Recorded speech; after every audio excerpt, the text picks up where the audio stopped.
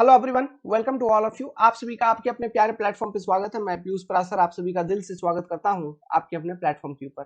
तो हम पढ़ रहे हैं सॉइल मैकेनिक्स। सॉइल मैकेनिक्स में हम चालू करेंगे चैप्टर नंबर 4। इससे पहले जो चैप्टर हमने कंप्लीट किया था, chapter number 3 soil structure and clay mineral, एक ही क्लास में पूरा का पूरा चैप्टर कंप्लीट हो गया था। तो यही हम पैटर्न को भी अपनाते चलेंगे क्योंकि बहुत सारे टॉपिक हैं, लेंदी पेपर है ना। तो एक एक या दो दो वीडियो में एक एक चैप्टर को खत्म करते चलेंगे सब्जेक्ट का। ठीक है, चाहे कितना भी समय लग जाए। नाउ तो चैप्टर नंबर 4 सॉइल वाटर बहुत इंपॉर्टेंट कंसेप्ट है। बहुत सारे एग्जाम में बहुत इंपॉर्टेंट क्वेश्चन पूछे जाते हैं इस पर्टिकुलर चैप्टर से।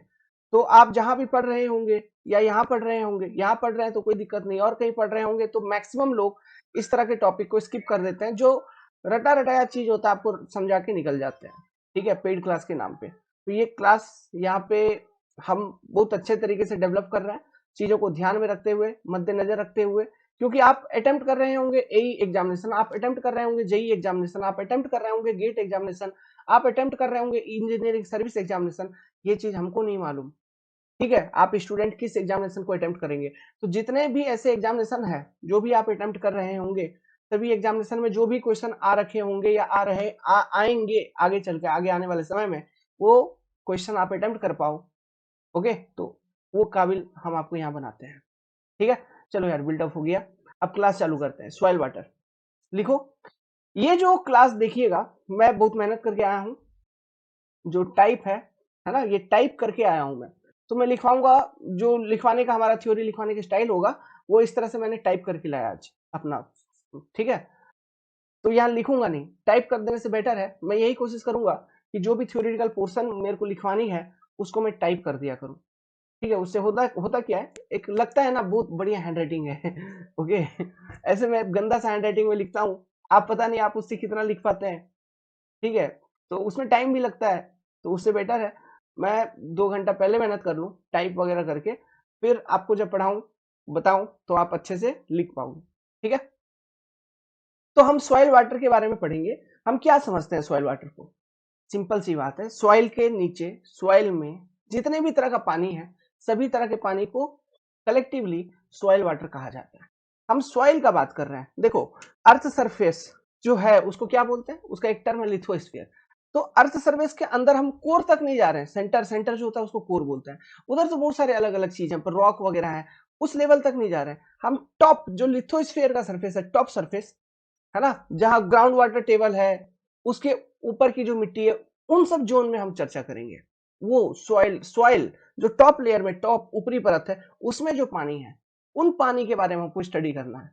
ठीक है, बाकी अर्थ के कोर तक में जितने भी लिक्विड, जो भी पत्थर के बीच में भी अगर प्रेजेंट है, वो सारा कुछ का कंसेप्ट डिटेल हमने पहले बता रखा था। एक सब्जेक्ट जब हम पढ़ाए पढ़ाए थे, एनवायरमेंटल इंजीनियरिंग, उसमें हमने बता रखा था।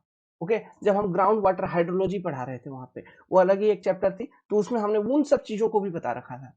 ओके, हमारे यहाँ पे वो कंसर्न नहीं है, हमें बस सॉइल में कौन कौन सा वाटर है, इससे हमारे यहाँ पे कंसर्न है।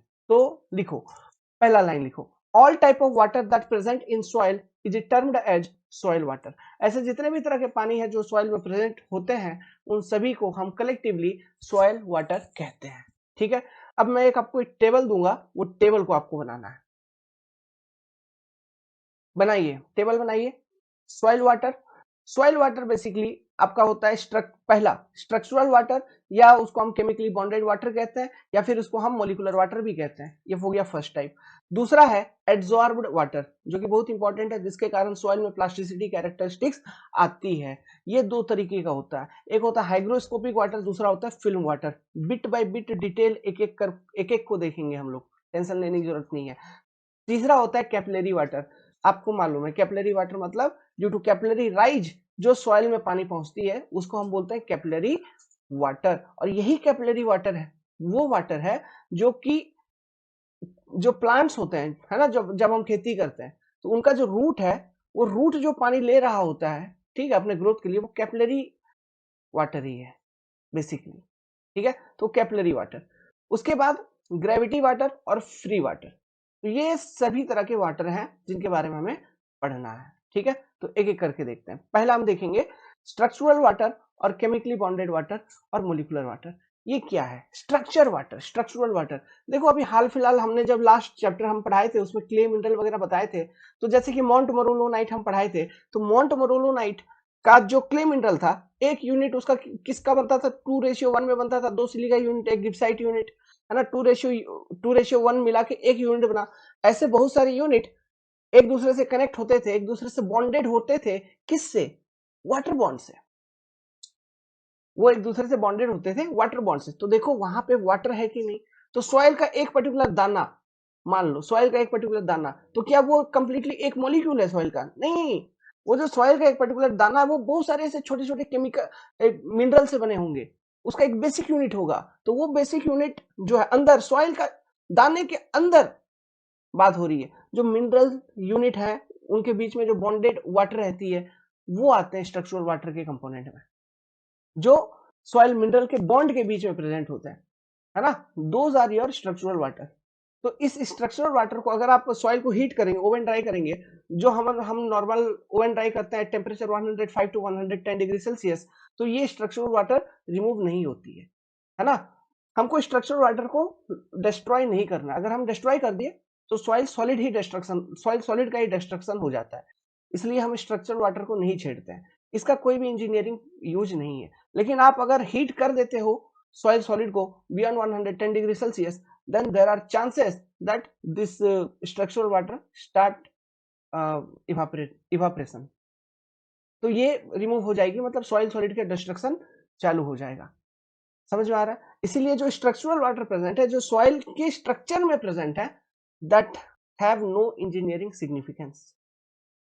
वो सॉइल का मॉइस्चर कंटेंट का भागीदार नहीं है। It does not contribute in moisture content of. समझ गए बात? ये समझो कि ये जो सॉइल सॉलिड तुम देख रहे हो, वो उस सॉइल सॉलिड के अंदर का पानी का बात कर रहा है। समझे? जो उसके अंदर जो क्ले मिनरल है, उनके बीच में जो बॉन्डिंग है, वहां पे अगर कोई पानी प्रेजेंट है तो उस ये वो पानी का बात कर रहा है। और मैंने बता रखा था आपको, जैसे केलोनाइट मिनरल पढ़ाया था, तो वो जो बॉन्डेड वाटर है, ठीक है, वाटर बॉन्ड में जो वो जो वाटर है उसको रिमूव किया जा सकता है अगर हम हीट करते हैं temperature range of something 200 to 300 degree Celsius, तो वो वाटर भी रिमूव हो रही है। तो वो जो वाटर रिमूव हो रही होती है, वो कौन सा वाटर रिमूव हो रही है? Structural water. समझे क्या? तो this is your structural water. तो इसके बारे में पहले लिखेंगे आप।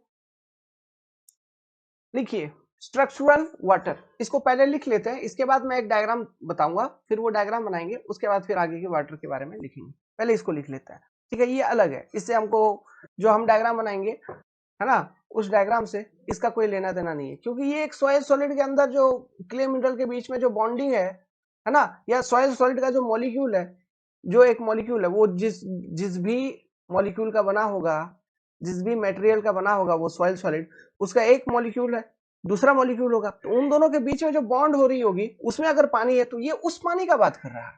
तो हमको मतलब ही नहीं है वो बरसात का पानी वानी से, है ना। तो इसलिए इसको अलग से लिखते हैं। देखिए, it is the water which is chemically combined to crystalline structure of soil minerals. It is the water which is chemically combined to crystalline structure of soil mineral, जो सॉइल मिनरल में रहते हैं chemically combined. It is present in the bond between molecule of soil solid. जो soil solid है उनके वो जिससे बने हैं उनका जो मॉलिक्यूल है, उन मॉलिक्यूल के बीच में जो बॉन्डिंग रहता है ना, उन बॉन्ड के बीच में ये पानी प्रेजेंट रहता है ना। इसलिए बोले कि जो सॉइल सॉइल सॉलिड है उसका जो क्रिस्टलाइन स्ट्रक्चर है ये उसमें प्रेजेंट रहता है ना। That is in bond between the molecule of soil solid. It is the water which is chemically combined to crystalline structure of soil minerals.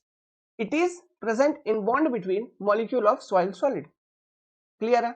आगे, it cannot be removed on oven drying at temperature of 105 to 110 degree Celsius. आप इतना temperature पे heat करेंगे तो इसको आप remove नहीं कर सकते। So it is not consider as part of soil moisture content. जो हम वाटर कंटेंट निकालते हैं सॉइल का, ये उसका पार्ट नहीं है। Hence have no engineering significance, इसलिए इसका कोई इंजीनियरिंग सिग्निफिकेंस नहीं है। It can only be removed if temperature is increased beyond 110 degree Celsius, at which bond between molecule of soil solid start breaking, है ना। इसको तभी आप रिमूव कर सकते हैं जब हाई टेम्परेचर पे हीट कर रहे हैं, जब बॉन्ड बिटवीन सॉइल सॉलिड का मॉलिक्यूल जो है उनके बीच का जो बॉन्ड है वो टूटना चालू हो जाएगा, मतलब सॉइल सॉलिड की डिस्ट्रक्शन स्टार्ट हो जाएगी, तब ये रिमूव हो रही होगी, समझे। और हम सॉइल सॉलिड का डिस्ट्रक्शन क्यों करें भाई, क्या मतलब है हमको, कोई मतलब नहीं है, हम बहुत अच्छे लोग हैं, है ना। तो इसका कोई सिग्निफिकेंस नहीं। This is your structural water. Okay, जो इससे पहले हमने टेबल बनाया आपको, ओके, उसमें मैंने लिखवाया था, इसका अदर नेम भी है, कंफ्यूज नहीं होना, कभी बोल देगा मोलिकुलर वाटर, कभी बोल देगा केमिकली बॉन्डेड वाटर, सब वही है, स्ट्रक्चरल वाटर। ठीक है, अब ये डायग्राम समझने का, ठीक है, देखो यार, सॉइल है, ये ग्राउंड लेवल है सॉइल का, यहां तक क्लियर आपका। ऊपर पेड़ है, पेड़ का ये जड़ है, रूट है, ठीक है।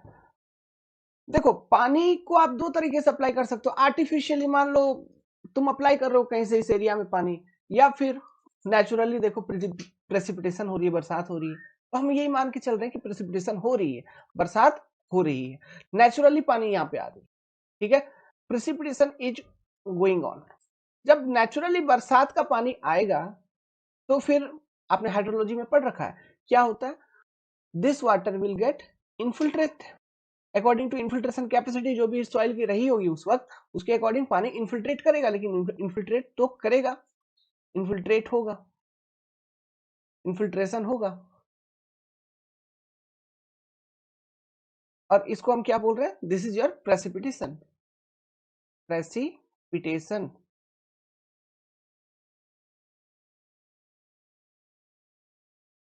ठीक है, प्रेसिपिटेशन, और ये इन्फिल्ट्रेशन हो गया। इन्फिल्ट्रेशन के माध्यम से ग्राउंड में पानी पहुंच रही है। अब मैं यहाँ पे आपको एक चीज के बारे में एज्यूम करने के लिए कह रहा हूं, आप एज्यूम करो, देखो ये जो ग्राउंड लेवल है इसके नीचे तो पूरा का पूरा मिट्टी है ना, पूरा का पूरा सॉइल है, तो इस सॉइल का एक टुकड़ा ले लो, मान लो एक टुकड़ा, और सोचो कि वो फोम जैसा है, फोम समझ रहे हो ना, फोम, जैसे सीट, गाड़ी का सीट होता है फोम होता है, या सोफे में होता है फोम होता है, फोम फोम, फोम समझ रहा है, मान लो वो फोम, ये मिट्टी फोम है ना, ये मिट्टी क्या है, फोम है। अब एक काम करो, इमेजिन करना, फोम को पकड़ो, ये चोट लग गया था, हमारा साइलेंसर से जल गया था, है ना, अभी तक रिकवर हो रहा है, इस पे मत देखना भाई, बता देता हूँ इसलिए, मेरे को भी अच्छा नहीं लगता देखने में। देखो यार, जो फोम है उसको तुम बाल्टी भर के एक बाल्टी पानी लो, उस बाल्टी में डुबा दो फोम को, फोम को डुबा दिया, क्या होगा, फोम में जितने भी स्पेस थे, वॉइड, जितने भी वॉइड थे फोम के अंदर, सभी वॉइड में कूट कूट के बढ़िया से लबालब डबाडब पानी भर गया होगा, भर जाएगा।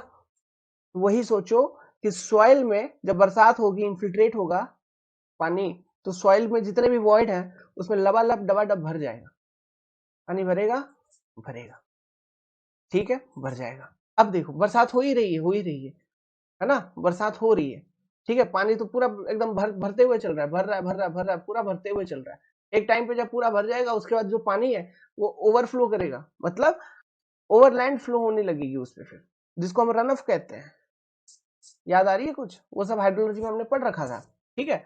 तो अभी मैं आपको अंदर की बात समझा रहा हूँ, ऊपर का बात नहीं, ऊपर का बात हमने हाइड्रोलॉजी में कर रखा है, रन ऑफ एनालिसिस वगैरह कर रखा है, यहाँ हम नीचे का बात करेंगे, ठीक है, ग्राउंड के नीचे का। अब तुम क्या करो ना, वो फोम को उठाओ, जो बाल्टी में पानी, बाल्टी में डुबाए थे फोम को, उस फोम को ऊपर उठाओ, फोम को ऊपर उठाओगे, पहला चीज, एक चीज देखोगे क्या, देखो फोम के अंदर जितने भी वॉइड थे उसमें पानी भरे थे, अब तुम फोम को जैसे ही उठाओगे उससे पानी चूने लगेगा, पानी उससे बाहर निकलने लगेगी, जो पानी फोम में थी वो चू के बाहर निकलेगा, फोम से बाहर निकल रहा है, ड्रेन हो रहा है, ड्यू टू ग्रेविटी, वो जा रही है, पानी नीचे जा रही है, कुछ ना कुछ निकलेगा ना। अब बस तुम दबाना नहीं, उसको निचोड़ना नहीं, ऐसे निचोड़ने की जरूरत नहीं, बस उठा के जेंटली पकड़ के रखो, तो देखो पानी ड्रेन होते रहेगा, चूते रहेगा, ड्रेन होके कुछ पानी निकल जाएगा, वो जो पानी ड्रेन होके निकलता है ना, उसी पानी को हम कहते हैं ग्रेविटी, ग्रेविटी वाटर। और वो ग्रेविटी वाटर क्या है बाबू, बेसिकली मान लो जो ग्राउंड वाटर टेबल होती है नीचे, है ना, अब यही समझो, सीधा सीधा मैं बात बता रहा हूँ, ये मान लो ये आपका ग्राउंड वाटर टेबल है, यहाँ पे ये पूरा का पूरा तो नीचे सॉइल ही है, ओके, तो ये आपका ग्राउंड वाटर टेबल है, this is your, let's suppose इस इलाके में जहां पर जहां जहां का ये मिट्टी लिया हूं, समझाने के लिए बता रहा हूं, this is your ground water table. हाँ, वो बात अलग है कि ये ground water table ground level पे भी हो सकता है या ग्राउंड के ऊपर हो सकता है, अलग अलग कंडीशन पॉसिबल है। बट अभी चूंकि हमको कैपिलरी जोन सब कुछ समझाना है, तो मैंने जमीन के नीचे ग्राउंड वाटर टेबल को कंसिडर कर लिया, है ना। तो वो जो ग्रेविटी वाटर है ना, वो ग्रेविटी वाटर जो बह बह के निकल रही है सॉइल से, वो कहीं ना कहीं जाके सॉइल में ही जमा होगी, सॉइल में जमा होगी, भरते चलेगी भरते चलेगी भरते चलेगी भरते चलेगी और एक लेवल को अचीव करेगी। तो यही है वो ग्राउंड वाटर टेबल वाला लेवल, है ना। इसके नीचे जो बेसिकली पानी होता है, वो पूरा का पूरा जो वॉइड वगैरह में जो फ्री वॉइड स्पेसेस हैं, उसमें जो पानी भरी हुई रहती है, वो बेसिकली ग्रेविटी वाटर होता है। यही ग्रेविटी वाटर फ्री फ्लो, मतलब ये फ्लो होते रहता है अगर हेड डिफरेंस हो जाए। और तो रिवर वगैरह अगर कोई बीच में आ जाता है, हाइड्रोलॉजी में हमने दिखाया था कि वहां बेस फ्लो होती है, मतलब रिवर में एक मिनिमम फ्लो हमेशा मेंटेन रहता है। तो उसका जो मेन कंट्रीब्यूटर है उस बेस फ्लो का, वो यही ये फ्री वाटर या ग्रेविटी वाटर है, जो अंडरग्राउंड फ्लो होती है जिसकी, है कि नहीं, चीजें याद है। तो ये है ग्रेविटी वाटर। अब कहां से आया वो ग्रेविटी वाटर? फ्री ड्रेनेज हुआ under the effect of gravity, है ना। तो that water is called gravity water. इस पानी को आप ड्रेन करके निकाल सकते हो। मान लो मैं कुआं बना दिया, एक तो ट्यूबवेल बना दिया, है ना, एक कुआं बना दिया, या बोरिंग मार दिया, जैसे घरों में हम बोरिंग मारते हैं तो ग्राउंड वाटर टेबल तक हम खोजते हैं, फिर उसको हम मोटर से पंपिंग करते हैं, तो वो पानी निकाल रहे हैं कि नहीं। This type of water can be easily extracted from the soil if a proper drainage system is installed। अगर हम कोई प्रॉपर ड्रेनेज सिस्टम लगा देंगे, तो ये जो ग्रेविटी वाटर है जो सॉइल में कलेक्ट हुई है ना, इसको आप रिमूव कर सकते हैं। समझे क्या? ठीक है। तो ग्राउंड वाटर टेबल के नीचे बेसिकली जो भी पानी रहती है, वो ग्रेविटी वाटर उसको हम कहते हैं, या फ्री वाटर कहते हैं। ग्रेविटी वाटर और फ्री वाटर, तो ये बात क्लियर है, ये चीज अलग ही हो गया। अब देखो, तो यहां पे जब ग्राउंड वाटर टेबल है, मतलब इसके ऊपर का, ग्राउंड वाटर टेबल के ऊपर का मिट्टी का सोचो, इसके ऊपर जो इधर मिट्टी है, सॉइल है, इसके बारे में सोचो। इसमें भी तो वॉइड होगा बाबू, इसमें भी तो वॉइड स्पेसेस होंगे, इसमें भी वॉइड होंगे। लेकिन होता क्या है, वहां पे अभी पानी नहीं है। वहां पे ऐसे मान के चलो कि वो इलाके में जो भी पानी था, वो अंडर इफेक्ट ऑफ ग्रेविटी आके ग्राउंड वाटर टेबल में समा गया, ठीक है, उधर अब पानी नहीं है, तो वो ड्राई स्टेट में है। तो होता क्या है, जो वॉइड है ना, वो बहुत पतले पतले वॉइड होते हैं। अरे यार समझो, सॉइल के बीच में जो वॉइड है, उनको सोचो, एक वॉइड, दो वॉइड, तीन वॉइड, ऐसे इंटरकनेक्ट करके जो डिफरेंट वॉइड से एक ट्यूब जैसा बना रहा है कि नहीं। तो उन ट्यूब में कैपिलरी एक्शन होता है।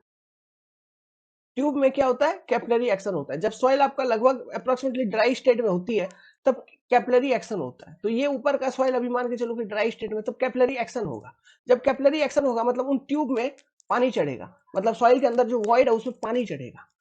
जब सॉइल के अंदर जो वॉइड है उसमें पानी चढ़ेगा, मतलब सॉइल, उस इलाके का सॉइल भीगना चालू हो जाएगा, है ना। उसके पोर्स में, जो कैपिलरी पोर्स हैं, उसमें पानी आना चालू हो जाएंगे। तो वो जो पानी होता है, ठीक है, due to capillary action, let's suppose ये कैपिलरी एक्शन हो रही है ना, ये कैपिलरी एक्शन हुई, ये कैपिलरी एक्शन हुई। तो ड्यू टू कैपिलरी एक्शन, जो पानी कैपिलरी पोर्स में जा रहे हैं, उसको हम कहते हैं कैपिलरी वाटर, कैपिलरी वाटर।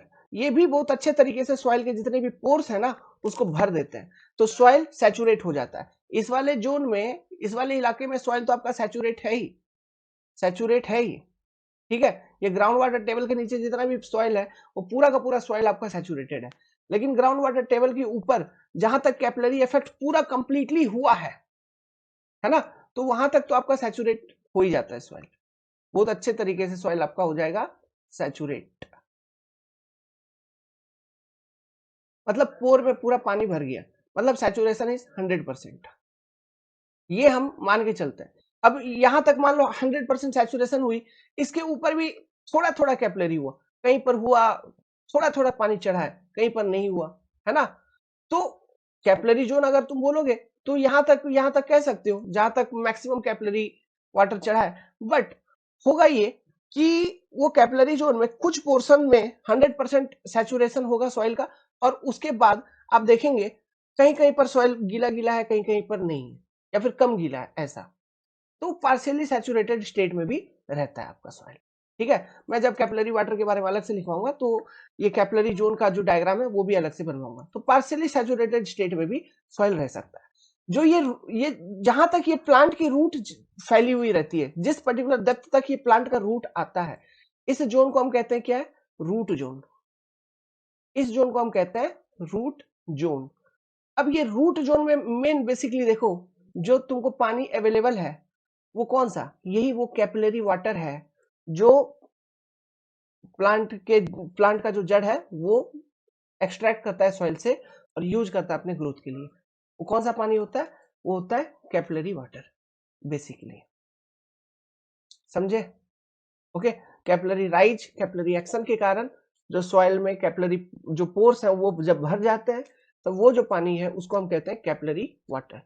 उस कारण से भी सॉइल 100% सैचुरेटेड हो जाते हैं।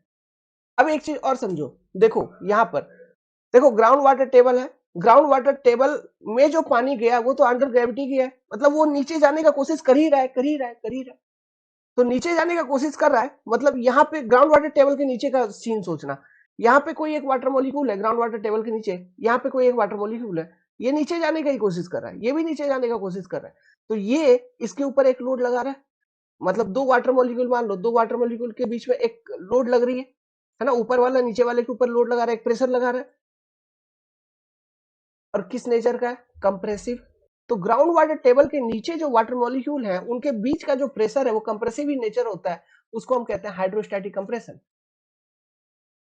क्या बोलते हैं उसको, हाइड्रोस्टैटिक कंप्रेशन। लेकिन ग्राउंड वाटर टेबल के ऊपर देखो, जो जहां पे कैपिलरी एक्शन हुआ है, जहां पे कैपिलरी राइज हुई है, कैपिलरी का एक्शन कैपिलरी राइज का फॉर्मूला मैं अभी डिराइव करवाऊंगा, जहां पे कैपिलरी राइज हुई है वहां पे लग रहा है कि जैसे कोई किसी को पकड़ के घींचा, किसी को पकड़ के टाना है, उठाया, जबरदस्ती पानी को उठाया, ऐसा लग रहा है ना। जबरदस्ती किसी के साथ करोगे तो तुम टेंशन में आ जाओगे, ठीक है, टेंशन में आ जाओगे। तो कैपिलरी वाटर जो होती है वो अंडर टेंसाइल इफेक्ट होती है, टेंशन में होती है, ठीक है। और ये कैपिलरी एक्शन बेसिकली होता है क्यों है, सरफेस टेंशन की वजह से। Okay, it is basically due to surface tension, पानी चढ़ते जाती है। और एडेशन, एडेशन यहाँ पे बहुत इंपॉर्टेंट रोल प्ले करता है। एडेशन मतलब सॉइल और पानी के बीच का बॉन्ड, है ना, एडेशन के कारण और सरफेस टेंशन के कारण आपका पानी चढ़ जाता है। This is your basically capillary action. तो कैपिलरी वाटर जो है वो टेंशन में होती है, हाइड्रोस्टैटिक टेंशन आप कह सकते हो, और ये hydrostatic compression. Ground water table के नीचे जो भी पानी है वो हाइड्रोस्टैटिक कंप्रेशन में रहेगी, और ऊपर जो पानी है वो टेंशन में रहेगी। तो कैपिलरी टेंशन हम बोला करते हैं, कैपिलरी कंप्रेशन में कैपिलरी टेंशन बोलते हैं। समझ गए? तो ये आपका कैपिलरी वाटर है। और रूट जोन जो है, ठीक है, तो प्लांट का जो रूट है, रूट जोन में जो प्लांट का रूट है, वो रूट को जो पानी मिलता है वो बेसिकली मुख्य रूप से कैपिलरी वाटर ही होता है। तो इसलिए जो कैपिलरी वाटर है, इरिगेशन आपने हमने जब पढ़ाया था, आपने वहां पे पढ़ा होगा, जो कैपिलरी वाटर है ये अवेलेबल वाटर के कैटेगरी में आती है। अवेलेबल वाटर वो वाटर होती है जो कि क्रॉप अपने ग्रोथ के लिए सॉइल से एक्सट्रैक्ट करता है, कंज्यूम करता है पानी को, that water is your available water. तो कैपिलरी वाटर आपका अवेलेबल वाटर की कैटेगरी में आता है, ठीक है। तो ये चीजें समझ गए। अब जो मेन चीज आपको मन में डाउट है उन सब चीजों को समझिए क्या है। पहला देखो, सॉइल सॉलिड ले रहा हूं, बहुत तरह के अलग अलग सॉइल सॉलिड ले रहा हूं, है ना, सॉइल है तो यहाँ पे सॉइल सॉलिड होंगे, सॉइल सॉलिड है। अब देखिए होता क्या है, ये जो सॉइल सॉलिड है इनके बीच का ये जो स्पेस है, ठीक है, दो सॉइल सॉलिड के बीच का जो स्पेस है इसी को हम पोर बोलते हैं, इसी को हम पोर बोलेंगे। तो अभी पोर पे फोकस मत करो, अभी फोकस क्या करो, जो सॉइल सॉलिड है उसके सरफेस पे एक पानी चिपका हुआ रहता है, इसके सरफेस पे एक पानी चिपका हुआ होता है, एक पहला लेयर ऑफ वाटर चिपका हुआ रहेगा हर एक सॉइल सॉलिड के ऊपर, ठीक है, एक लेयर ऑफ वाटर चिपका हुआ है,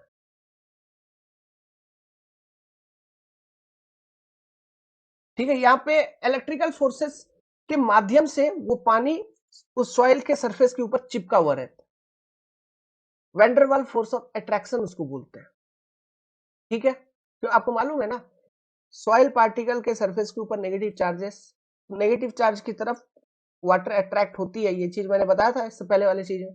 तो वही जो फोर्स है अट्रैक्शन फोर्स, उसी के कारण ये सॉइल सॉलिड ऊपर, जस्ट ऊपर एक मस्त लेयर बना के एक पानी रहती है, एक पानी का लेयर।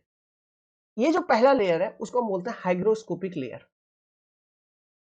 ये जो पहला लेयर है इसको हम क्या बोलते हैं? Hygroscopic layer. ये काफी डेंसली पैक रहती है। This is very densely packed.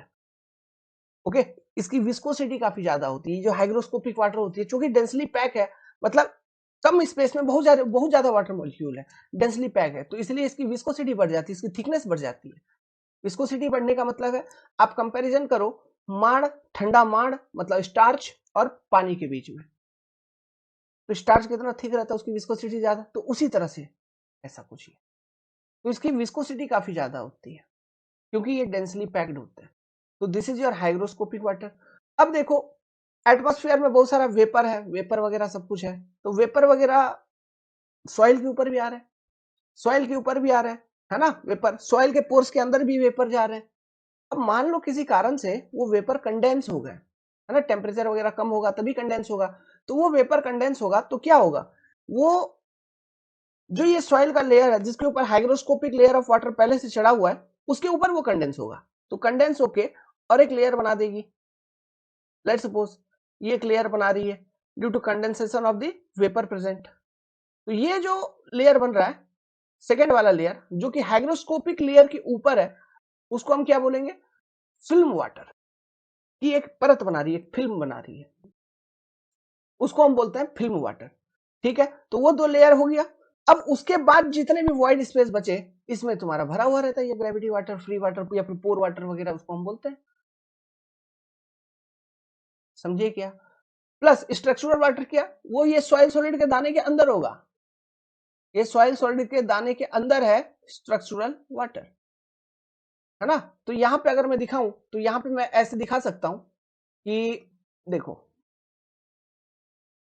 ये बीच का ये पानी ले लेता हूं, ये बीच का यहाँ पानी, ठीक है, इसको मैं कहता हूं पोर वाटर।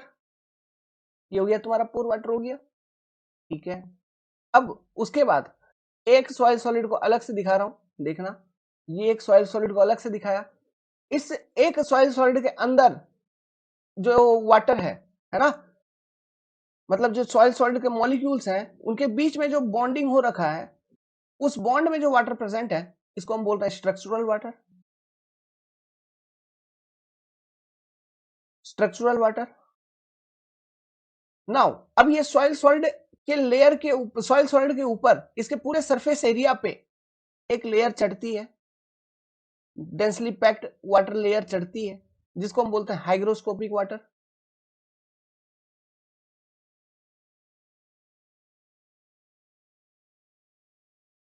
ठीक है, इस हाइग्रोस्कोपिक वाटर लेयर के ऊपर और एक लेयर ऑफ वाटर चढ़ती है। इसको कैसे बनाऊं? चलो ये पिंक कलर ले लेता हूं यार, पानी पिंक कलर का होता नहीं है, लेकिन अलग दिखाने के लिए अलग कलर ले लिया। इसके ऊपर और एक लेयर चढ़ती है, ठीक है, इसके ऊपर और एक लेयर चढ़ी जिसको हम बोलते हैं फिल्म वाटर। Film water. अब hygroscopic water plus film water, ये दोनों मतलब सॉइल सॉलिड के सरफेस के करीब करीब ही रहते हैं। ठीक है, सॉइल सॉलिड के सरफेस के बहुत ही करीब करीब रहते हैं। ओके, ये हमेशा प्रेजेंट रहते हैं, सॉइल सॉलिड के केस में हमेशा प्रेजेंट रहते हैं। जो एयर ड्राई सॉइल, नॉर्मल ऐसे सूखा हुआ सॉइल आपको दिखता है ना एयर ड्राई कंडीशन में, तो ऐसा मत समझना कि उसमें पानी नहीं है, उसमें हाइग्रोस्कोपिक वाटर तो होगा ही होगा, वो तो है ही है। एयर ड्राई सॉइल में हाइग्रोस्कोपिक वाटर प्रेजेंट रहता है। ओवन ड्राई में नहीं, ओवन ड्राई में फिर ये रिमूव हो जाएगी, है ना? ओवन ड्राई अगर कर दोगे, हाई टेम्परेचर पे हीट कर देंगे तो वो रिमूव हो जाएगी। लेकिन नॉर्मली अगर ड्राई है, नॉर्मली एयर ड्राई सॉइल है, तो उसमें हाइग्रोस्कोपिक वाटर प्रेजेंट रहता है। समझ गए? तो hygroscopic water plus film water, दोनों का लेयर को मिला के हम उसको बोलते हैं एड्सॉर्ब्ड वाटर। Adsorbed water. अब यहीं से लॉजिक लगाओ, देखो हाइग्रोस्कोपिक वाटर कहाँ है? सॉइल सॉलिड के सरफेस एरिया पे चिपक रहा है पूरा कंप्लीटली, है ना? फिल्म वाटर भी उधर ही चिपक रही है, और ये दोनों मिला के कुल एड्सॉर्ब वाटर बन रहा है। अब एक लॉजिक मैंने बताया था, फॉर ए कांस्टेंट वॉल्यूम जो टोटल सरफेस एरिया होता है वो फाइन ग्रेन्ड सॉइल के केस में ज्यादा होता है। अगर for a constant volume total surface area is more for fine grained soil, तो फाइन ग्रेन्ड सॉइल में एड्सॉर्ब्ड वाटर की परसेंटेज भी ज्यादा होगी as compare to coarse grained soil. है ना, लॉजिक निकल गया, ठीक है। यहां पे ऐसे लिख लो, हाइग्रोस्कोपिक वाटर मतलब फर्स्ट लेयर, ये पहला लेयर है, ठीक है। और फिल्म वाटर मतलब this is your second layer, ये आपका सेकेंड लेयर ऑफ वाटर है जो सॉइल सॉलिड के ऊपर चढ़ा है, ठीक है। तो इस तरह से सभी सॉइल सॉलिड के ऊपर होंगे, इस तरह से सभी सॉइल सॉलिड के ऊपर होंगे, समझ गए बात को, ठीक। चलो यार, अब ये ध्यान रखना, क्योंकि इसको यूज करके मैं एक लॉजिक दूंगा परमेबिलिटी, है ना, एक लॉजिक बताऊंगा कि क्यों कोर्स ग्रेन सॉइल में परमेबिलिटी ज्यादा होता है, क्यों फाइन ग्रेन सॉइल के केस में परमेबिलिटी कम होता है, उसके पीछे यही कारण, यही एड्सॉर्ब लेयर की थिकनेस, ठीक है, यही कारण होता है, मैं बताऊंगा अभी आगे चल के, ठीक है। तो ये डायग्राम आप बना लीजिए, उम्मीद करता हूं बहुत सारा डिस्कशन हुआ है, बहुत सारा कुछ यहां से आपने समझा, है ना। अब जहां पे ये कैपिलरी होने के कारण जो एरिया सैचुरेट हो रही है उसको जोन ऑफ कैपिलरी सैचुरेशन भी कहते हैं, ठीक है। इसका भी एक अलग से डायग्राम बनाऊंगा मैं, टेंशन मत लो, या फिर यहीं यहां पर भी लिख सकते हो, this is your zone of capillary saturation, okay.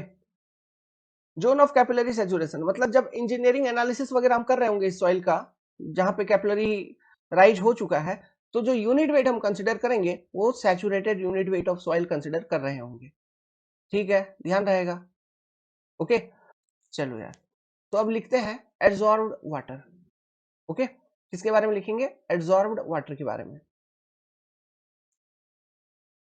मैंने बोला मैं बहुत मेहनत करके आया हूं आज, है ना, आपको मेहनत करवाऊंगा, मैं पहले ही कर चुका हूं। एड्सॉर्ब वाटर लिखो, adsorb water is of following two types, दो तरह का, पहला हाइग्रोस्कोपिक वाटर, लिखना चालू करिए उसके बारे में। It is the water which is adsorbed by soil solid from the atmosphere by physical force of attraction, ठीक है। क्या बोला मैंने, it is the water which is adsorbed by the soil solid, okay. Adsorbed word का मतलब क्या है, surface पे चिपक जाना, सरफेस पे एड्सॉर्ब करना, ना, घुस जाना उसके अंदर। It is the water which is adsorbed by soil solid from the atmosphere by physical force of attraction, ठीक है।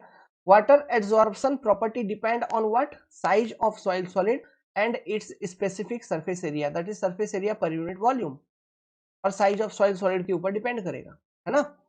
क्या, water absorption property, so more will be the specific surface area, मैंने आपको समझाया था फाइन ग्रेन सॉइल का specific surface area ज्यादा है, मोर will be the hygroscopic water definitely, hence फाइनर soil have more absorbed water, इसलिए जो फाइन ग्रेन सॉइल होते हैं उनका एब्जॉर्ब्ड वाटर ज्यादा होता है। Water absorption capacity is as follow, clay के केस में 16 से 17%, सिल्ट के केस में 6 से 7%, सैंड के केस में अप टू 1%। जो ग्रेवल होती है उसमें किसी भी तरह का एड्सॉर्ब वाटर, हाइग्रोस्कोपिक वाटर वगैरह प्रेजेंट नहीं होता। इसके पीछे रीजन भी है, अरे क्ले मिनरल्स, क्या, क्ले मिनरल, मैंने बोला क्या बोला, एक पॉइंट याद रखिएगा, नेगेटिविटी अट्रैक्ट वाटर, तो क्ले मिनरल रहता है केस में, ग्रेवल वगैरह में नहीं, तो वाटर को अट्रैक्ट किधर करेगा, वहां लिखा हुआ है ना फिजिकल फोर्स ऑफ अट्रैक्शन, तो वाटर को अट्रैक्ट ही नहीं कर पा रहा है, तो हाइग्रोस्कोपिक लेयर चढ़ेगा किधर से, समझ रहे हो। तो ग्रेवल वगैरह में नहीं रहता, सबसे ज्यादा रहता है किसमें, क्ले वगैरह में, तो उसमें क्ले मिनरल है।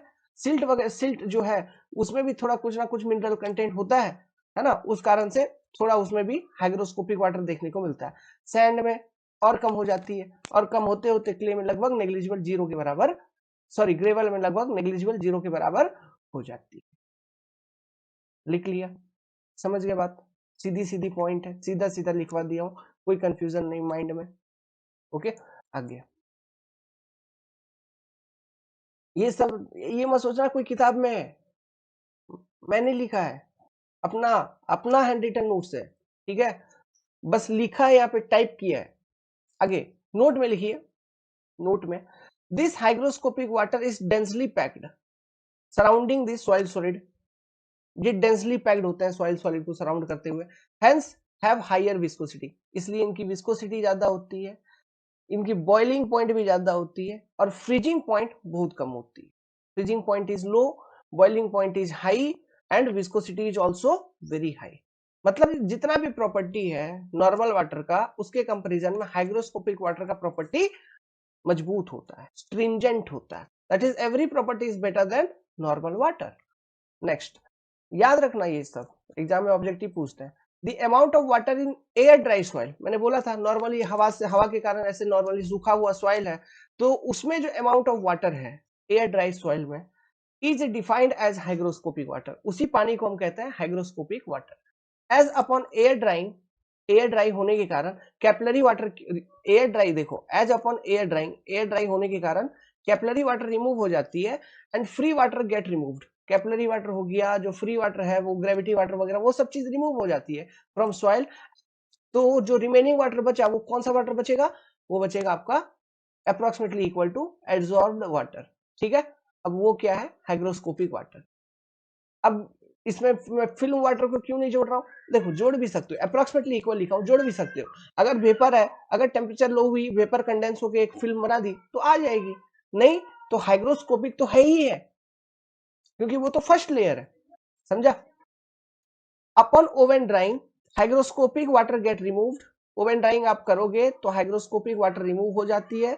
So it is part of what, it is part of soil moisture content. Upon oven drying हम हाइग्रोस्कोपिक वाटर को रिमूव कर सकते हैं, इसलिए ये hygroscopic water is part of soil moisture content. The amount of water in air dry sample, air dry, oven dry नहीं, देखना air dry है ना, हवा हवा मार के सुखाओ, गर्म हवा भी नहीं, नॉर्मल। ठीक है, the amount of water in air dry sample expressed as percentage of dry mass, expressed as percentage of dry mass of soil is known as hygroscopic water content। ध्यान रहेगा ये, ठीक। इसके आगे हम करते हैं film water. Film water it is also absorbed water, ये सेकेंड लेयर, आप लिख लो इसमें सेकेंड लेयर। ये कैसे मिस कर दिया मैं, उसमें लिख लेना हाइग्रोस्कोपिक में फर्स्ट लेयर। ठीक है, लिखवाई देता हूं, मैं ही लिखवाई देता हूं, इसमें लिख लो आप first layer, first layer.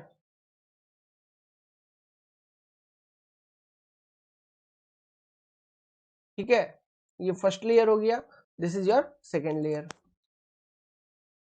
Second layer, it is also absorbed water which is formed due to what, due to condensation of vapor on the layer of hygroscopic water।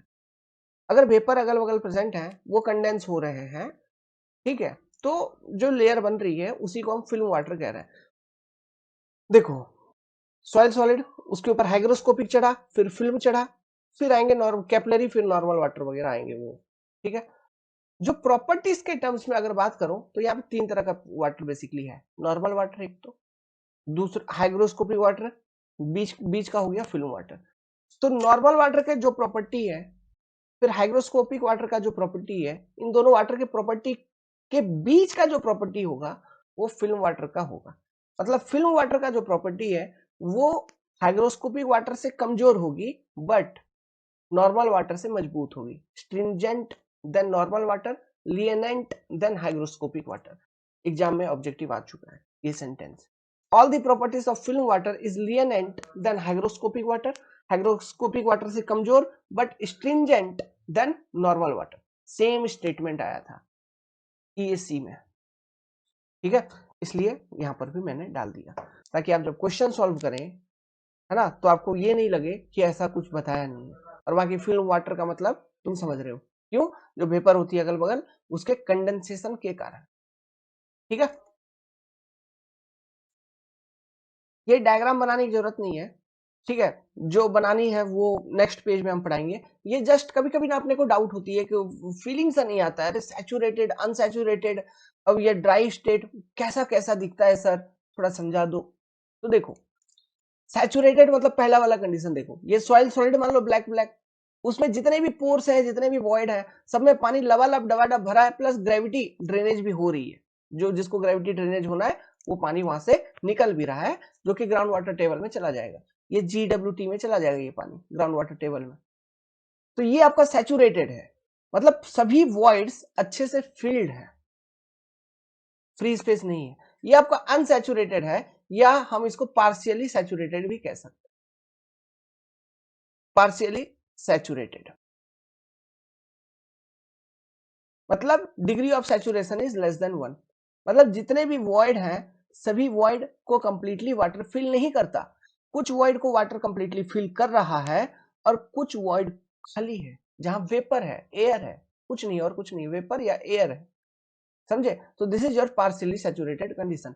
इस केस में भी कुछ ना कुछ, ज्यादा नहीं लेकिन कुछ ना कुछ ग्रेविटी फ्लो हो रही होगी, है ना, ग्राउंड वाटर टेबल में कुछ ना कुछ पानी रिस रहा होगा, जा रहा होगा सॉइल से, और धीरे धीरे धीरे धीरे जा जाके वो कंप्लीटली अपने आप सूख जाएगी, ड्राई हो जाएगी, अगर उसकी परमेबिलिटी अधिक हो तो। होगा कि नहीं, आराम फ्लो करके चला जाएगा ना भाई, वही चीज होता है।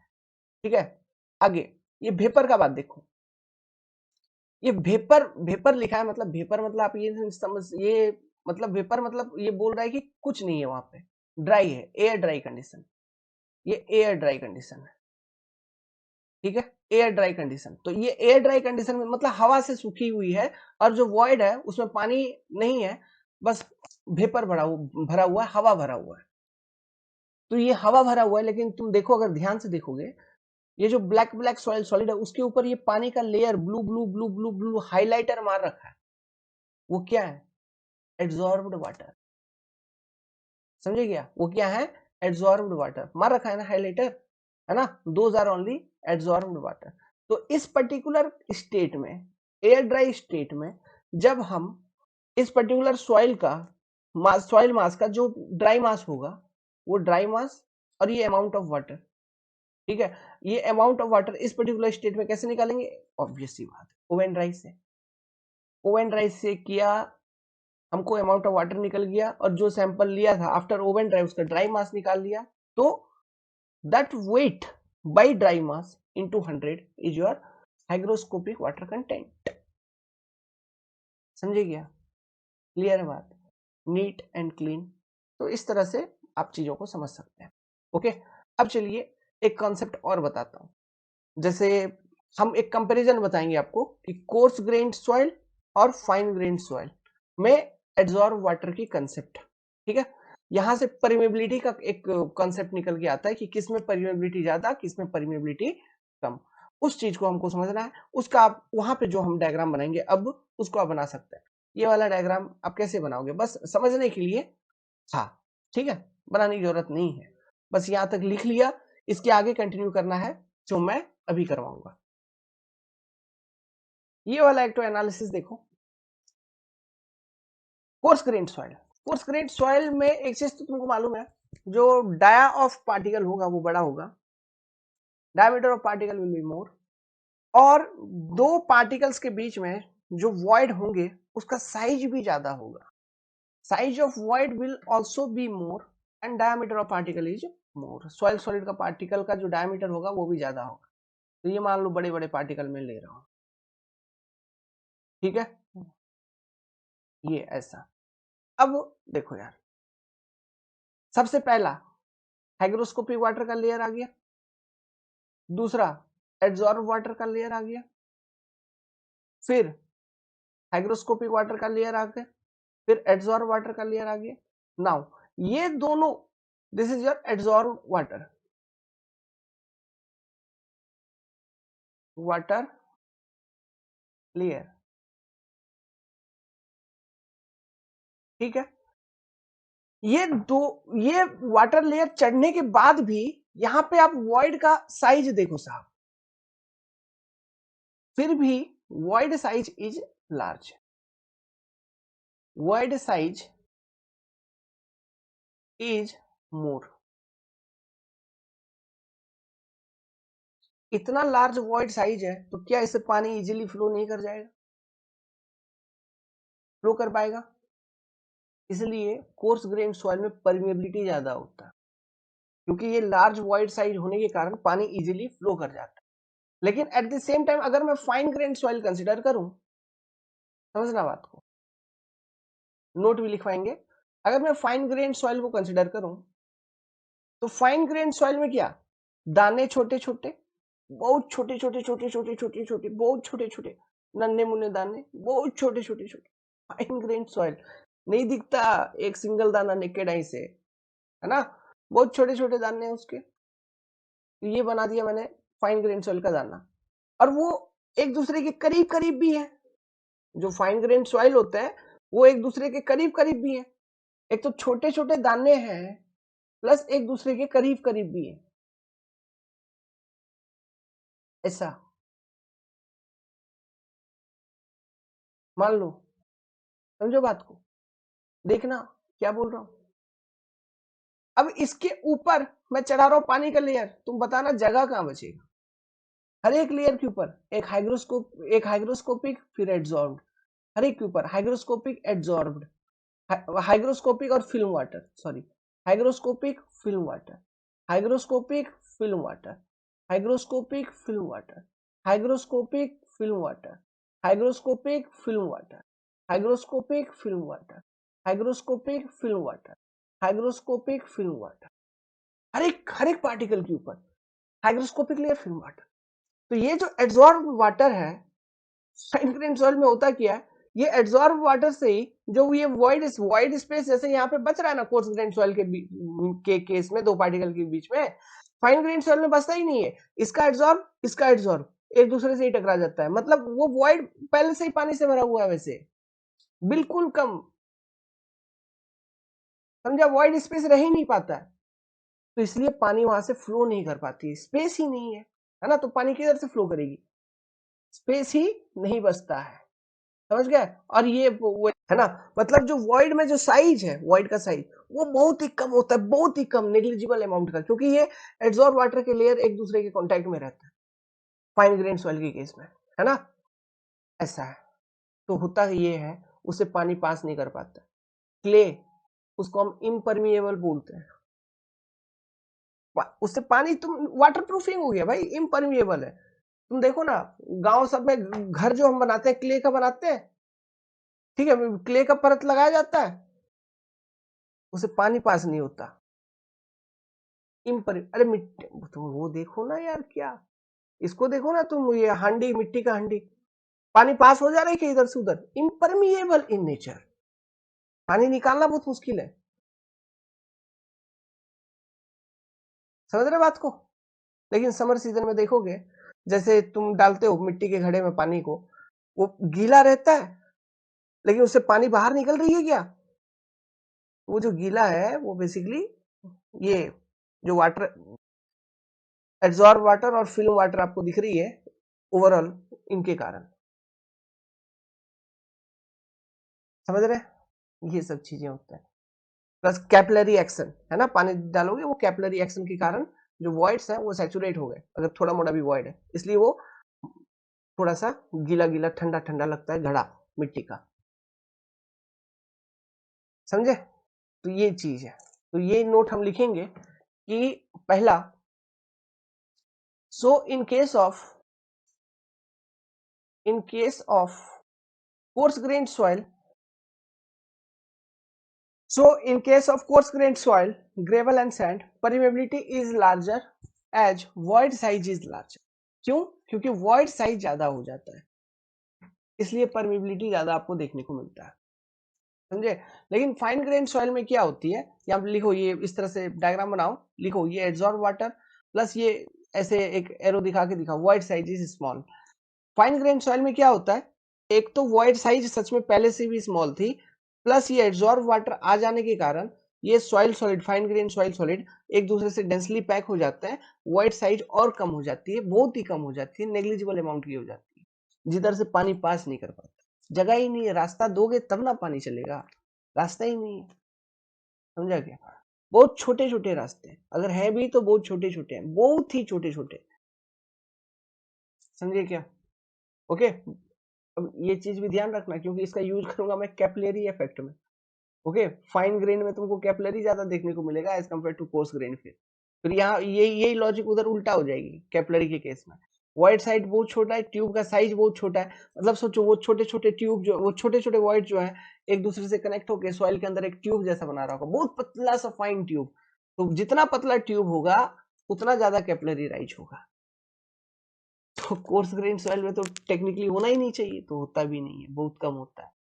फाइन ग्रेन सॉइल में चूंकि वॉइड जो बच रही है वो बहुत छोटी छोटी बच रही है ना, बहुत ही छोटी छोटी, तो उसमें कैपिलरी राइज होता है, बहुत ज्यादा डेप्थ तक होता है, 1 से 3 मीटर 10 मीटर तक होता है यार, बताएंगे, डेटा देंगे आपको। तो ये डायग्राम बनाइए, फिर लिखिए, so permeability is low as they are densely packed due to high quantity of adsorbed water।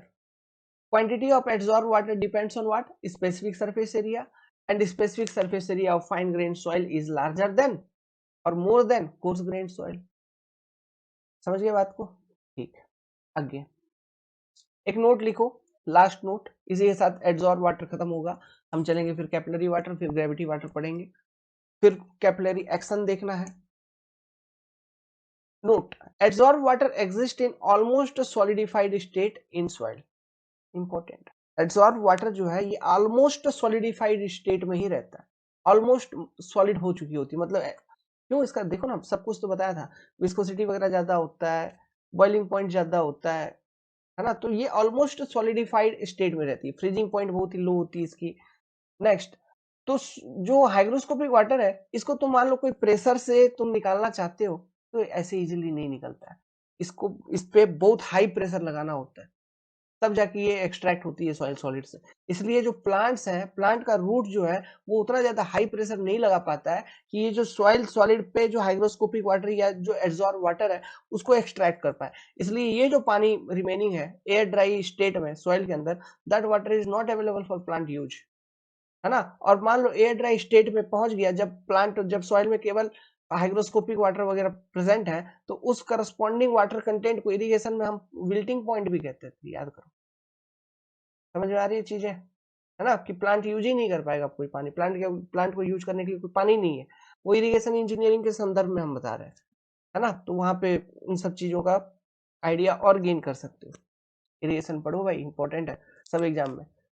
तो the pressure required to pull away the absorbed water layer from soil surface is very high, it is approximately 1000 ATM, 1000 ATM तक का pressure लगाना पड़ जाएगा कभी कभी, तो लिख लो, ध्यान रखना, फैक्ट है, पूछ सकता है एग्जाम में। Absorbed water impart plasticity characteristics to soil, ये बात तो क्लियर है, बॉल एंड बियरिंग एक्शन बता रखा है मैंने आपको, वही एब्जॉर्ब वाटर लेयर होती है, इसलिए वो एक दूसरे के ऊपर स्लाइड करते हैं, ठीक है। ये क्या इंपार्ट करता है? Plasticity characteristics to soil.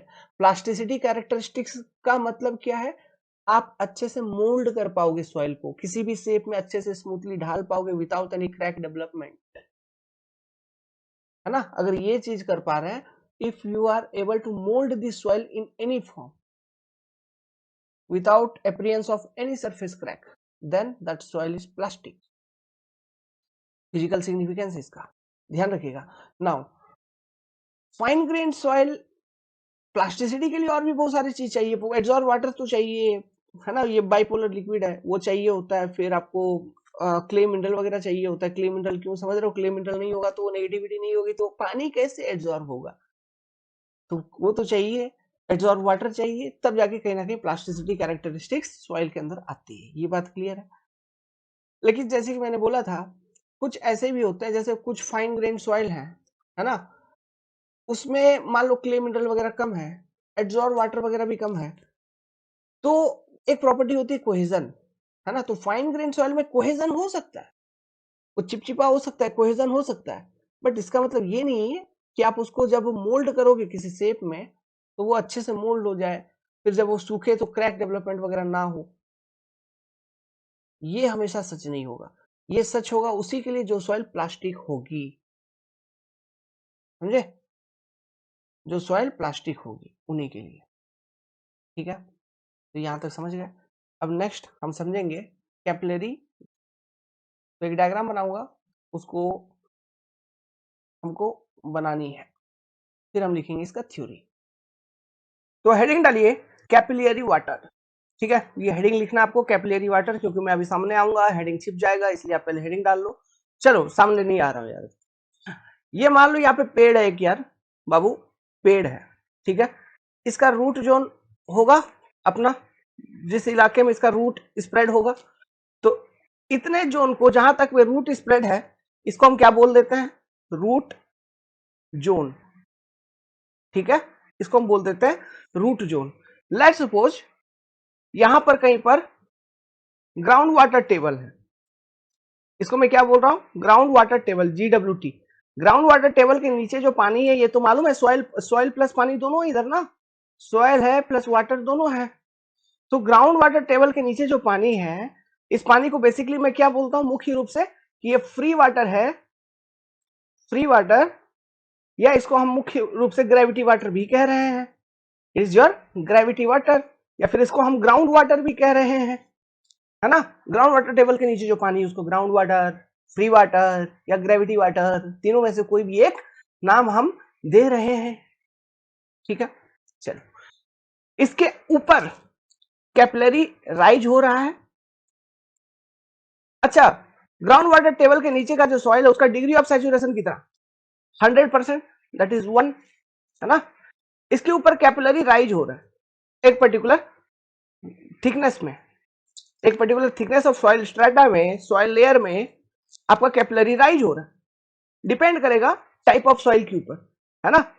तो जहां तक कैपिलरी राइज हो रहा है, ओके, अच्छे रूप से, तो एक जोन ऑफ सैचुरेशन बन जाता है जिसको हम बोलते हैं जोन ऑफ कैपिलरी सैचुरेशन। इसमें भी डिग्री ऑफ सैचुरेशन जो होती है वो 100% होती है 1, इसको हम बोलते हैं zone of capillary saturation, zone of capillary saturation, saturation, ठीक है।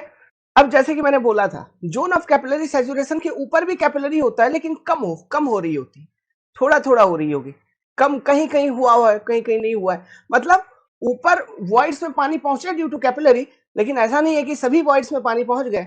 इसलिए ये एक पर्टिकुलर थिकनेस आपको मिलती है, और जिसमें जिसमें degree of saturation is less than 1, 1 नहीं होता, लेस देन 1 होता है, लेकिन वहां तक भी जो पानी पहुंची होती है वो भी कैपिलरी इफेक्ट के कारण ही पहुंची होती है।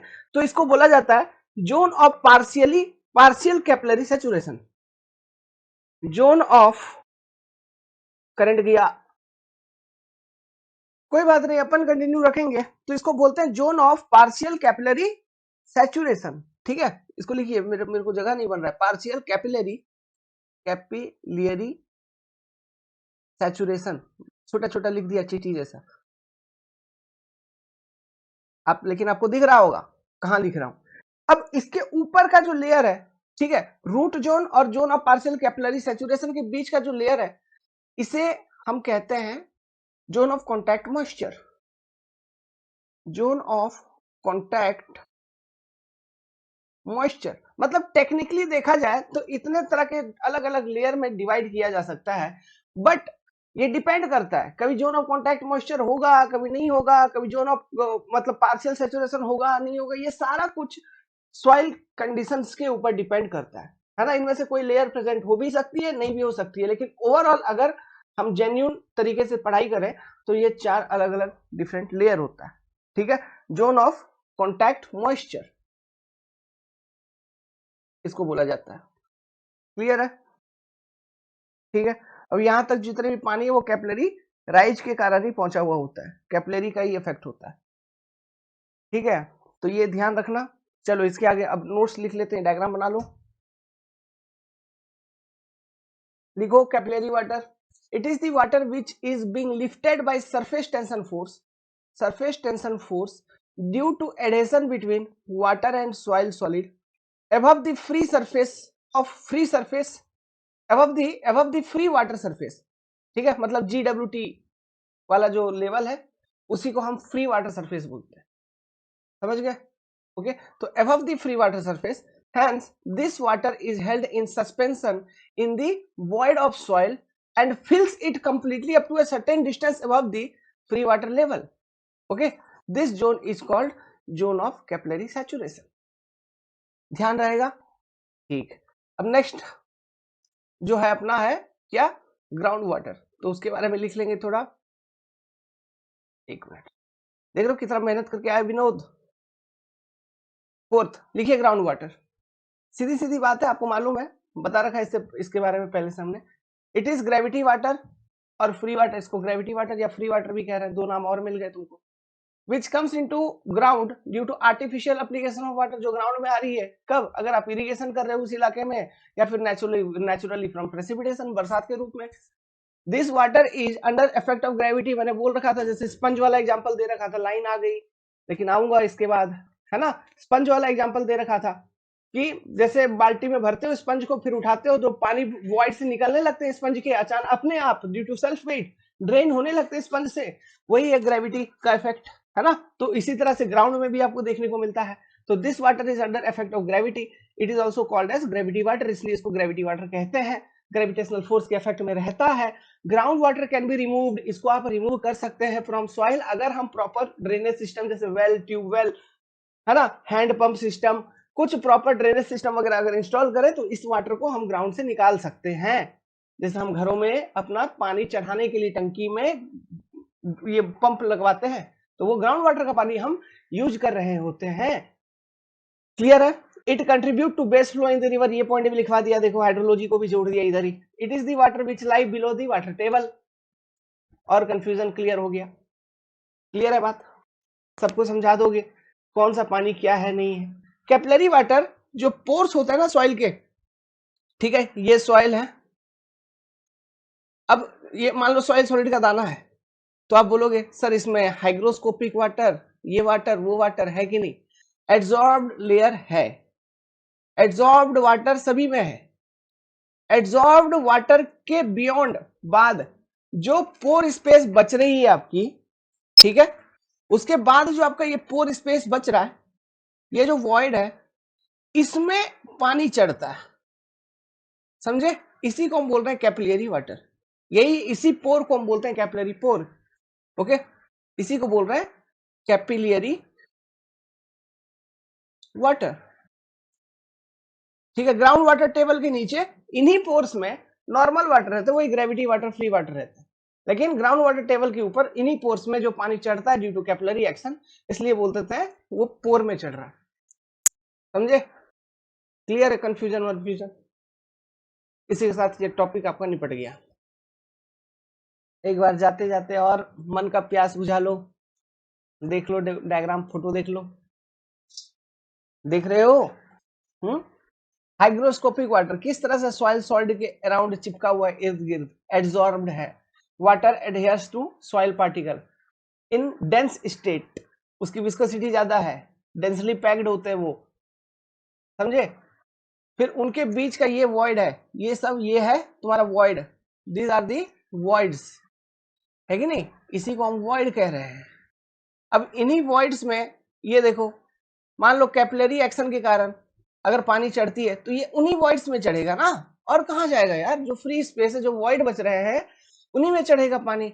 अब मान लो यही एकदम लबालब डबाडब पानी से भर गया है, तो वो पानी फ्लो कर करके वाटर ड्रेन भी होएगा थ्रू सॉइल प्रोफाइल, तो वो जो ड्रेन होके जो ग्राउंड वाटर टेबल के नीचे जा रही है, मान लो GWT इधर है, इसके नीचे आ रही होगी पानी, वो ग्रेविटी वाटर हो गया, फ्री वाटर हो गया, समझिए क्या चीजों को, ठीक है, ओके। और जो तुम्हारे प्लांट्स हैं, आपके प्लांट्स यही कैपिलरी वाटर को यूज करते हैं अपने ग्रोथ में, ठीक है, जो प्लांट का रूट है वो इन्हीं कैपिलरी वाटर को यूज करता है, तो ये अवेलेबल वाटर की कैटेगरी में आता है, अवेलेबल वाटर, ओके। जो आपका प्लांट का रूट है, ऐसा नहीं होता है कि वो ग्रेविटी वाटर जो है या ग्राउंड वाटर टेबल के नीचे जो पानी है उस पानी को ले ले, तो प्लांट के रेस्पेक्ट में मैं बोलूंगा कि वो सरप्लस वाटर है, एक्स्ट्रा वाटर है, वेस्ट वाटर है। इरिगेशन के रेस्पेक्ट में मैं ये बोल रहा हूं कि जो ग्रेविटी वाटर है that is your waste water.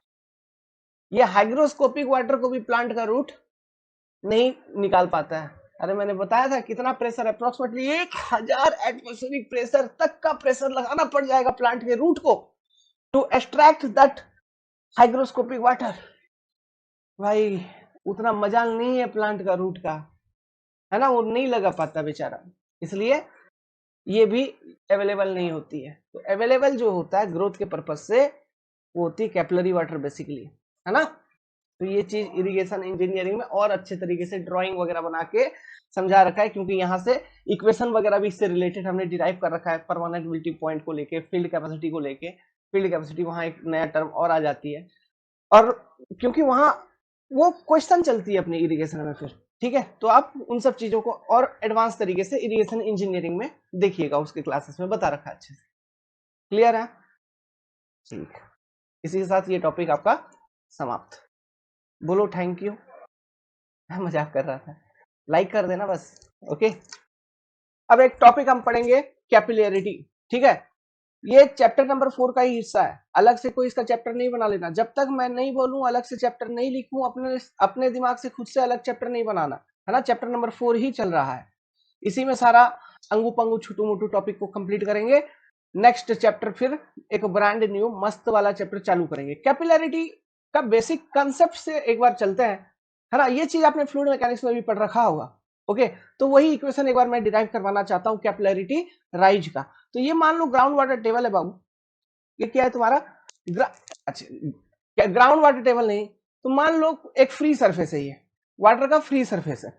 जैसे मतलब पोखर है, लेक का जो सतह है टॉप वाला वो है वो, या एक भगोने में पानी ले लो, भगोने में पानी का जो टॉप सतह है वो है वो फ्री सरफेस, या फ्री सरफेस, समझ गया। अब तुम एक बहुत पतला सा ट्यूब लो, कैपिलरी राइज वगैरह बहुत पतले पतले ट्यूब में ही होता है। पतला सा ट्यूब जैसे पेन का रिफिल समझ सकता है, उससे भी पतला या वही मान के चलो, है ना। तो वो पतला सा ट्यूब तुम जब पानी में डालोगे तो ड्यू टू सरफेस इसमें जब इंसर्ट करोगे तो तुम देखोगे जो फ्री सरफेस का लेवल है ये अलग है, बट ट्यूब में पानी राइज हो जाएगी, पानी चढ़ जाएगी, उस पतले ट्यूब में पानी चढ़ जाएगी। मतलब ट्यूब में जो फ्री सरफेस होगा वो अलग होगा और ये फ्री सरफेस अलग, मतलब दो अलग अलग फ्री सरफेस दिखेंगे। मतलब ट्यूब में पानी चढ़ा है, तो ट्यूब में जो पानी चढ़ा है वो क्यों चढ़ा है? Due to surface tension forces. Surface tension forces के कारण ट्यूब में पानी चढ़ गया बेसिकली। यहाँ पे बेसिकली और एक चीज काम आता है, adhesion between water and the tube material, क्योंकि ये चीज भी अगर दोनों में एडहेशन नहीं होगा तो पानी कैसे चढ़ेगा। अरे सोचो, यहाँ पे पानी ट्यूब में चढ़ना है अंदर, देखो मैं क्या बात कर रहा हूँ, किस तरह से चढ़ जाएगा। मान लो ट्यूब को इंसर्ट कर देते हैं, ट्यूब बहुत पतले होते हैं, पतला डायमीटर का, बहुत मतलब नैरो डायमीटर का, लेकिन यहाँ पे समझाने के लिए मैं थोड़ा मोटा दिखा दूंगा, तो टेंशन मत लेना, ये हम थ्योरी ओरिएंटेड पढ़ाई कर रहे हैं। तो ये लेट सपोज ये है वो ट्यूब जिसको हम इंसर्ट कर दिए, ठीक है। तो इसमें पानी चढ़ जाएगा due to surface tension forces, और वाटर की लेवल आपको कैसे दिख रही होगी, इस तरह का कुछ ये एक सरफेस बनाएगा, समझे, इस तरह का कोई एक सरफेस बनाएगा। This is now water level, ये ओके। इसको बोला जाता है मेनिस्कस, मेनिस्कस। और इसका जो ये जो बेस है बॉटम वाला, बॉटम अगर मैं लूं यहाँ पे, ठीक है, इसको बोला जाता है पूरे को मेनिस्कस, और इसका अगर बॉटम लूं इसको बोला जाता है level of meniscus, level of meniscus. हमको लेवल ऑफ मेनिस्कस तक ही मेजरमेंट लेनी है, जिसको हम बोलते हैं कैपिलरी राइज। इसको रिप्रेजेंट किया जाता है बाई एच सी। इतना वाटर कैपिलरी राइज हुआ है इस ट्यूब के अंदर, इस कैपिलरी ट्यूब के अंदर। लेट्स सपोज ये कैपिलरी ट्यूब का जो डायमीटर है वो है तुम्हारा डी, डी। तो ये जो कैपिलरी राइज हुआ है बेसिकली क्यों हुआ है, इसके पीछे का जो फोर्स एक्टिव है वो क्या था, सरफेस टेंशन फोर्स, उसको मैं कहता हूं sigma. Surface tension forces are line forces, इसको क्या बोलते हैं हम, लाइन फोर्स बोलते हैं। मतलब फोर्स पर यूनिट लेंथ के रूप में इसको देखा जाता है, न्यूटन पर मीटर ऐसा। तो ये लाइन फोर्स है एक तरह का। इसके बारे में फ्लूइड मैकेनिक्स में इसका बहुत अच्छी तरह से विश्लेषण कर रखा है, डेरिवेशन कर रखा है, सरफेस टेंशन फोर्स को अलग से समझा रखा है, ठीक है। तो आप वहां पे देख सकते हैं। तो उम्मीद करता हूं यहां तक आप जानते होंगे, नहीं जान रहे हैं तो एक बार जान लीजिए कि surface tension force is a type of line force, okay. तो ड्यू टू इस तरह से surface tension force along the surface लग रहा होगा, टेंशन है, देखो नाम टेंशन है। तो ये जो कैपिलरी राइज हुई है, ये जो पानी है ना जो कैपिलरी राइज वाले पोर्शन में है, ये पानी अंडर दी टेंशन फोर्स है, अंडर टेंशन है। और इसके नीचे का जो पानी, ग्राउंड वाटर टेबल, ये GWT मान लो, इसके नीचे का जो पानी है ये कंप्रेशन में है, हाइड्रोस्टैटिक कंप्रेशन में ये पानी है। और ये जो पानी है ये पानी अंडर टेंशन है, क्योंकि ये सरफेस टेंशन के कारण राइज हो रही है, under tension. Let suppose HC amount से राइज किया। सरफेस टेंशन फोर्स का बेसिक काउज क्या है, सरफेस टेंशन फोर्स बेसिकली आती क्यों है, due to cohesion. Basic cause of surface tension force is cohesion, ये चीज मैंने बता रखा था। एक चीज और देखो, तो यहां पे कैपिलरी राइज होने में मुख्य रूप से दो चीजें एक्टिव है। कौन कौन से? एक तो तुम्हारा सरफेस टेंशन फोर्स, दूसरा adhesion between the glass material, let's suppose ये ग्लास ट्यूब है, लेट्स सपोज कि this tube of glass, let's suppose glass tube है, तो ग्लास ट्यूब का जो मॉलिक्यूल है और जो ये वाटर मॉलिक्यूल है, ये एक दूसरे से चिपके, एक दूसरे के कांटेक्ट में, तभी तो ये चढ़ रहे हैं, तभी तो ये ग्लास ट्यूब को सपोर्ट करता हुआ पानी चढ़ रहा है ड्यू टू सरफेस टेंशन। मान लो अगर ये एडेशन नहीं होता, इन दोनों के बीच भाईचारा नहीं होता, मतलब वाटर मॉलिक्यूल और ग्लास ट्यूब का मॉलिक्यूल के बीच में भाईचारा नहीं होता, एडेशन नहीं होता, तो क्या ये पानी चढ़ता ऐसे? नहीं चढ़ पाता ना, फिर नहीं चढ़ पाता। समझ में आ रहा है? तो एडेशन भी यहाँ पे रोल प्ले कर रहा है अपना। ओके, तो देखो यहां पे तुम देख रहे हो इस जगह पे जहां ये मेनिस्कस बना है, इसको बोलते हैं मेनिस्कस। क्या बोलते हैं? मेनिस्कस। जहां ये मेनिस्कस बना है, along the line of action of surface tension force, मतलब ये समझो कि ये एकदम टॉप पे, अगर मैं यहां पे एक टेंजेंट ड्रॉ करूं, ये मैंने एक टेंजेंट ड्रॉ किया, सिमिलरली इधर से एक टेंजेंट ड्रॉ करूं, ठीक है, ये एंगल थीटा, ये एंगल थीटा, ठीक है, ये एंगल थीटा, ये एंगल थीटा, इसको बोला जाता है angle of contact, angle of contact. समझ में आ रही है बात? ये जो थीटा एंगल है, इसको क्या बोलेंगे? Angle of contact. अब हमारा ऑब्जेक्टिव क्या है? हमारा ऑब्जेक्टिव है to calculate this particular capillary rise. ये जो HC है, इसको हम बोलते हैं कैपिलरी राइज, कैपिलरी राइज। तो ये कैपिलरी राइज को हम कैसे कैलकुलेट करेंगे? इसके लिए हमें एक इक्वेशन डेवलप करना होगा इस सिस्टम में। तो इक्वेशन मेरा क्या है?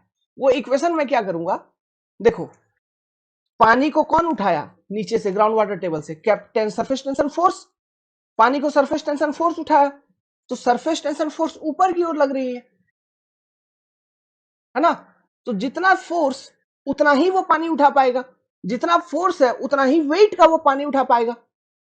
तो कैपिलरी ट्यूब में जो पानी है उसका total weight equal to surface tension force, एक इक्वेशन मिलेगा। उस इक्वेशन से मैं HC का वैल्यू निकालूंगा बाबू। बनाओ इक्वेशन, बनाता हूं। देखो देखो ये सरफेस टेंशन फोर्स एक थीटा एंगल पे लग रही है कहीं ना कहीं, तो हम इसको वर्टिकल ऐसे लेंगे। अच्छा, ये सरफेस टेंशन फोर्स तुमको मालूम है कैसा लग रहा है? जैसे ये अगर ट्यूब है ना, ये कैपिलरी ट्यूब है, उसका टॉप सरफेस ले रहा हूं, तो इस पर एक पर्टिकुलर एंगल पे लग रही है, ऐसा चारों बगल लग रही है। ऐसा नहीं कि एक जगह पे मैंने दिखा दिया, ऐसा चारों बगल एक पर्टिकुलर एंगल पे लग रही है सरफेस टेंशन फोर्स, इंक्लाइंड है ये, ऐसा है ना। इस तरह से तुम्हारा मेनिस्कस है, तो ऐसे ऐसे ऐसे ऐसे चारों बगल लग रहा है तुम्हारा ये सरफेस टेंशन फोर्स। समझे? पूरा सरकमफ्रेंस के अलोंग लग रही है सरफेस टेंशन फोर्स। फीलिंग आ पा रहा है? इमेजिन आ पा रहा है? अब टोटल सरफेस टेंशन फोर्स किया वर्टिकल डायरेक्शन में, क्योंकि जो ग्रेविटी है, जो वेट ऑफ द फ्लूइड होगा, वो कहां से एक्ट कर रहा होगा? इस फ्लूइड मास के सीजी से डाउनवर्ड डायरेक्शन, वर्टिकली डाउनवर्ड ये एक्ट कर रही होगी weight of fluid, weight of fluid या water in capillary tube, capillary tube, ठीक है। ये सीजी है, CG of the fluid mass lifted in capillary tube, उसके सीजी से वर्टिकली डाउनवर्ड डायरेक्शन में एक्ट कर रही होगी। तो इस वेट के अगेंस्ट में वर्टिकली अपवर्ड फोर्स कितना लग रहा है, वो हमको निकालना है। तो सरफेस टेंशन का दो कंपोनेंट होगा, जब एक थीटा एंगल पे लग रही है, दो कंपोनेंट होगा, sigma cos theta, sigma sine theta. तो हमको कॉस थीटा वाले पार्ट से मतलब है, और ये सिग्मा कॉस थीटा वर्टिकली एक ट्यूब के सरकमफ्रेंस के अलोंग चारों बगल लग रहा है। मतलब मैं अभी बता रहा हूं, देखो ये मान लो ट्यूब का डायमीटर है, तो जो सिग्मा कॉस थीटा अब लग रहा है, जो मैं अभी बता रहा हूं, वो एकदम लग रहा है ऐसे वर्टिकली चारों बगल। ये नीचे से तुम्हारी ट्यूब आ गई, ये लग रही है तुम्हारी सिग्मा कॉस थीटा पूरे गोल सरकमफ्रेंस के अलोंग। ट्यूब का डायमीटर कितना? D। ये सिग्मा कॉस थीटा का यूनिट क्या? Newton per metre. है ना। तो ये पूरे सरकमफ्रेंस के अलॉन्ग लग रहा है, पूरे सरकमफ्रेंस के अलॉन्ग लग रहा है। तो total surface tension force vertically upward कितना, sigma cos theta into circumference of this tube pi D, है ना। तो वर्टिकली अपवर्ड डायरेक्शन में टोटल जो सरफेस टेंशन फोर्स आपको दिखेगा sigma cos theta into pi D. तो इस चीज को मैं नेक्स्ट ये डायग्राम से बना लेना, इसको नेक्स्ट पेज में मैं इसका एनालिसिस करवाता हूं। देखो जनरल एनालिसिस, ठीक है। ये मान लो कैपिलरी ट्यूब और यहां तक पानी राइज हुआ था, ओके। तो ये हम देख रहे हैं, ये है आपका सिग्मा कॉस थीटा, हमको इससे मतलब है क्योंकि इसका जो हॉरिजॉन्टल कंपोनेंट है उससे हमको मतलब ही नहीं है, इसके कारण कैपिलरी राइज नहीं हुआ होगा। ये आपका सिग्मा साइन थीटा, हमको मतलब है सिग्मा कॉस थीटा से।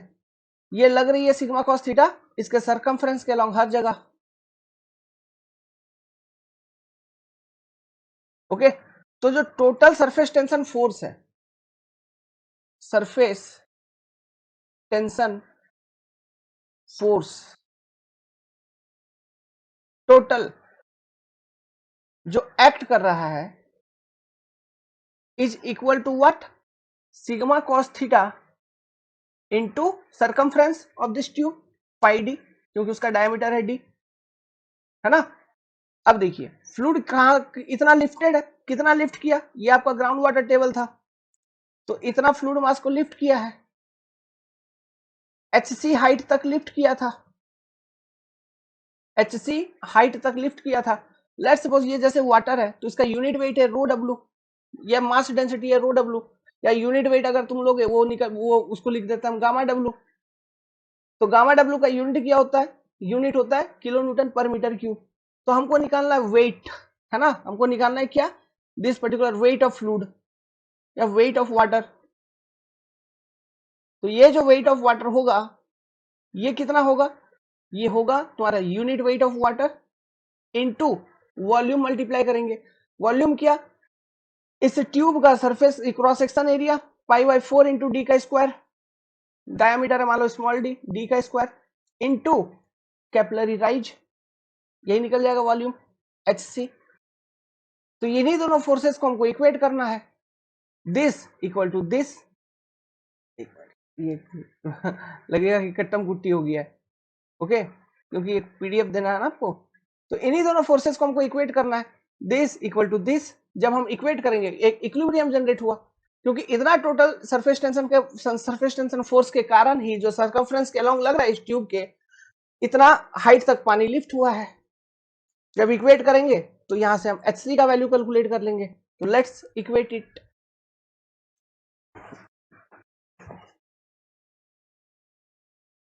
उससे पहले ये देखो ये सिग्मा साइन थीटा का इफेक्ट क्यों नहीं है, अरे भाई दोनों बगल सिग्मा साइन थीटा का सेम मैग्नीट्यूड है और बाहर की तरफ लग रही है ना, तो ये एक दूसरे को कैंसल आउट कर देते हैं, समझे क्या, एक दूसरे को कैंसल आउट कर देते हैं, इसलिए वो sigma sine theta cancel out हो गया, है ना। वो ऐसा नहीं है कि ग्लास के ऊपर और कोई फोर्स लग रहा है ट्यूब के ऊपर, वो बैलेंस है, कैंसल आउट हो जाते हैं। जो वाटर राइज हो रही है वो सिग्मा कॉस थीटा के कारण ही राइज हो रही है, ठीक है। थीटा इक्वल टू क्या, angle of contact, theta equal to angle of contact. तो जब हम इक्वेट करेंगे तो क्या होगा, sigma cos theta pi D equal to gamma W into pi by 4 D square. बड़ा सिंपल सा डेरिवेशन होता है यार, इंटू HC। ये नॉर्मल कैपिलरिटी का मैं डेरिवेशन करवा रहा हूँ, कैपिलरिटी इन सॉइल के ऊपर नहीं आया हूं मैं, उससे रिलेटेड थ्योरी अलग है, क्योंकि यहाँ पे ट्यूब एकदम स्ट्रेट एकदम सीधा एकदम हमने इंसर्ट किया है, लेकिन सॉइल में ऐसा नहीं होता, सॉइल में वॉइड होते हैं, समझे। तो वहां पे थोड़ा कैपिलरिटी बिहेवियर अलग हो जाती है, तो उससे रिलेटेड थ्योरी जो आए हैं उस पर चर्चा करेंगे। लेकिन उससे पहले हमें बेसिक कैपिलरिटी को समझ लेना चाहिए एक बार, हल्के थोड़ा मोड़ा नॉर्मल लेवल तक समझ ले रहे हैं, नॉर्मल क्या पूरा ही लेवल तक समझ ले रहे हैं। देखो निकालना क्या है तुमको बाबू, HC, दोनों बगल से पाई पाई खत्म हो गया, देख लो एक बार, इधर से ये पाई मालूम, इधर से ये पाई गया, इधर एक डी था इधर डी स्क्वायर था, इधर बचा डी, ठीक है। तो ऊपर रहेगा तुम्हारा सिग्मा कॉस थीटा इनटू ये नीचे 4 है तो वो ऊपर उधर मल्टीप्लाई हो जाएगी 4, ये गामा डब्ल्यू नीचे आ जाएगा और ये डी नीचे आ जाएगा। This is your equation for capillary rise. यही याद करते हो।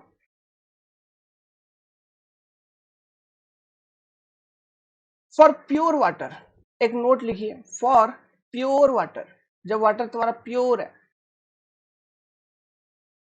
जो एंगल ऑफ कांटेक्ट होती है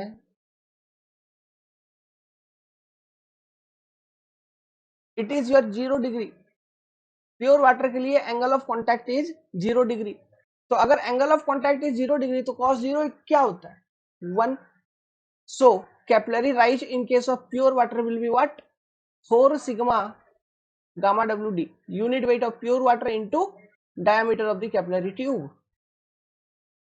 ठीक है। And this is the maximum capillary rise HC maximum, जो कि प्योर वाटर के केस में आपको देखने को मिलेगा, ठीक है। वाटर में कोई इंप्योरिटी नहीं है, कुछ नहीं है, तो उस केस में ओके। ये एंगल ऑफ कांटेक्ट वगैरह का कॉन्सेप्ट और डिटेल में बहुत अच्छे तरीके से हमने फ्लूइड मैकेनिक्स वाले टॉपिक में पढ़ रखा है, तो आप वहां से सब चीजों को पढ़ सकते हैं, उठा सकते हैं, क्योंकि वहां पे और भी बहुत सारा मर्करी का, वाटर का, सबका एक्सप्लेन करना पड़ता है ना। तो वहां कैपिलरी राइज, कैपिलरी फॉल दोनों एक्सप्लेन किया है, ठीक है, दोनों का डेरिवेशन है। तो बेसिकली ये फ्लूइड मैकेनिक्स की पार्ट है, तो वही डेरिवेशन मैंने थोड़ा सा यहाँ पे करवा दिया, क्योंकि यहाँ पे अभी हमको सॉइल में डिस्कस करना है, तो कैपिलरी राइज का फॉर्मूला मालूम होना चाहिए था, ठीक है। चलिए अब चलिए कुछ नोट मैं लिखवा देता हूं इंपॉर्टेंट। इधर एक इंपॉर्टेंट नोट लिखिए, कभी कभी ये वैल्यू काम आ जाती है। Surface tension of water, water का surface tension at 20 degree Celsius temperature, जो कि नॉर्मल टेम्परेचर हम कंसिडर करते हैं, is what 0.073 newton per metre. याद रखना, ठीक है, बहुत काम आ जाता है ये वैल्यू याद रखना, एग्जाम में पूछते भी ऑब्जेक्टिव अलग से। एक चीज और देखो, जो कैपिलरी राइज है क्या ये डायमीटर से इनवर्सली प्रोपोर्शनल है? कैपिलरी राइज डायमीटर से इनवर्सली प्रोपोर्शनल, तो डाया ऑफ ट्यूब ज्यादा तो राइज कम, डाया ऑफ ट्यूब कम तो राइज ज्यादा। मतलब अगर सॉइल के टर्म्स में बात करूं, सॉइल के टर्म्स में जो डाया ऑफ ट्यूब यहाँ पे हम कंसिडर कर रहे हैं, तो सॉइल के टर्म्स में वो क्या होती है इफेक्टिव वॉइड साइज, जो वॉइड का साइज होता है वो, तो वॉइड का साइज किसमें ज्यादा होगा? कोर्स ग्रेन्ड सॉइल में मैंने बताया था वॉइड का साइज ज्यादा, फाइन ग्रेन्ड सॉइल में वॉइड का साइज कम। तो जो कोर्स ग्रेन्ड सॉइल है उसमें कैपिलरी राइज कम हो रहे होंगे, जैसे ग्रेवल के केस में तो होता ही नहीं है, बड़े लार्ज साइज ऑफ वॉइड होता है, तो वहाँ कैपिलरी राइज ग्रेवल में नहीं होता। सैंड में थोड़ा मोड़ा देखने को मिलता है, फिर उससे ज्यादा सिल्ट में थोड़ा होता है, फिर उससे भी ज्यादा, सबसे ज्यादा क्ले सॉइल में देखने को मिलता है कैपिलरी राइज, क्योंकि वहाँ वॉइड और भी कम हो जाते हैं। मतलब वॉइड का साइज, नंबर ऑफ वॉइड्स नहीं, वॉइड वॉल्यूम नहीं, वॉइड का इफेक्टिव वॉइड साइज का बात कर रहा हूं। और वो इफेक्टिव वॉइड साइज एक वॉइड दूसरे वॉइड से तीसरे वॉइड से कनेक्ट करते हुए एक ट्यूब बनाती है, उन्हीं ट्यूब में पानी चढ़ता है, राइज होता है, समझे। तो जितना बड़ा पार्टिकल उसका वॉइड भी उतना बड़ा, इफेक्टिव वॉइड साइज उतना बड़ा, कैपिलरी राइज कम, मतलब कोर्स ग्रेन सॉइल में कम होता है, फाइन ग्रेन सॉइल में अधिक होते हुए मिलते हैं, ठीक है। Note clear? आगे अच्छा एक चीज और, ये जैसे कि मैंने आपको बताया है, ये लिखिए, ठीक है, ये लिखिए और जो मैं बता रहा हूं उसको सुनो।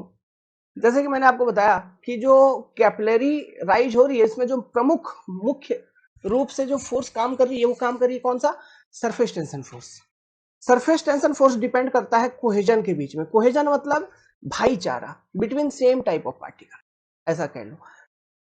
एडेशन मतलब प्यार, नेचुरल प्यार।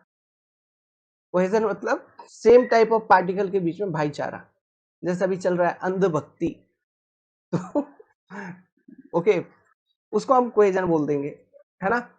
से मतलब पानी पानी के बीच में attraction, what same type of molecule के बीच में attractive force, that is your cohesion. तो cohesion give rise to surface tension, that is basic reason behind surface tension is cohesion. ऐसा मान के चलो, कोहेजन जड़ है, डैडी है सरफेस टेंशन का। तो जब गर्म होती है कोई चीज, जब गर्म होगी, टेम्परेचर बढ़ेगी, तो क्या होगा? मॉलिक्यूलर लेवल पे डिस्टरबेंस होगी सिस्टम के अंदर, पार्टिकल एक दूसरे से दूर जाएंगे। वो दूर क्यों जा रहे हैं? स्प्रेड क्यों हो रहे हैं पार्टिकल एक दूसरे से? क्योंकि कोहेजन कम हो रहा है। तो टेम्परेचर अगर ज्यादा होगा, अगर बढ़ेगा हाई टेम्परेचर, तो कोहेजन कम होगा।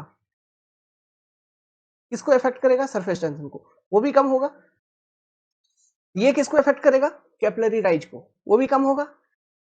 तो at high temperatures cohesion reduces, surface tension reduces, hence your capillary rise reduces. That is, अगर मैं इन जनरल नॉर्मल बात करूं, सॉइल कोई ले लो या फिर कहीं और जगह कहीं ले लो, कुछ समर सीजन में कैपिलरी राइज कम हो रहा होगा एज कंपेयर टू विंटर, क्योंकि समर में टेम्परेचर ज्यादा है, विंटर में लो टेम्परेचर है।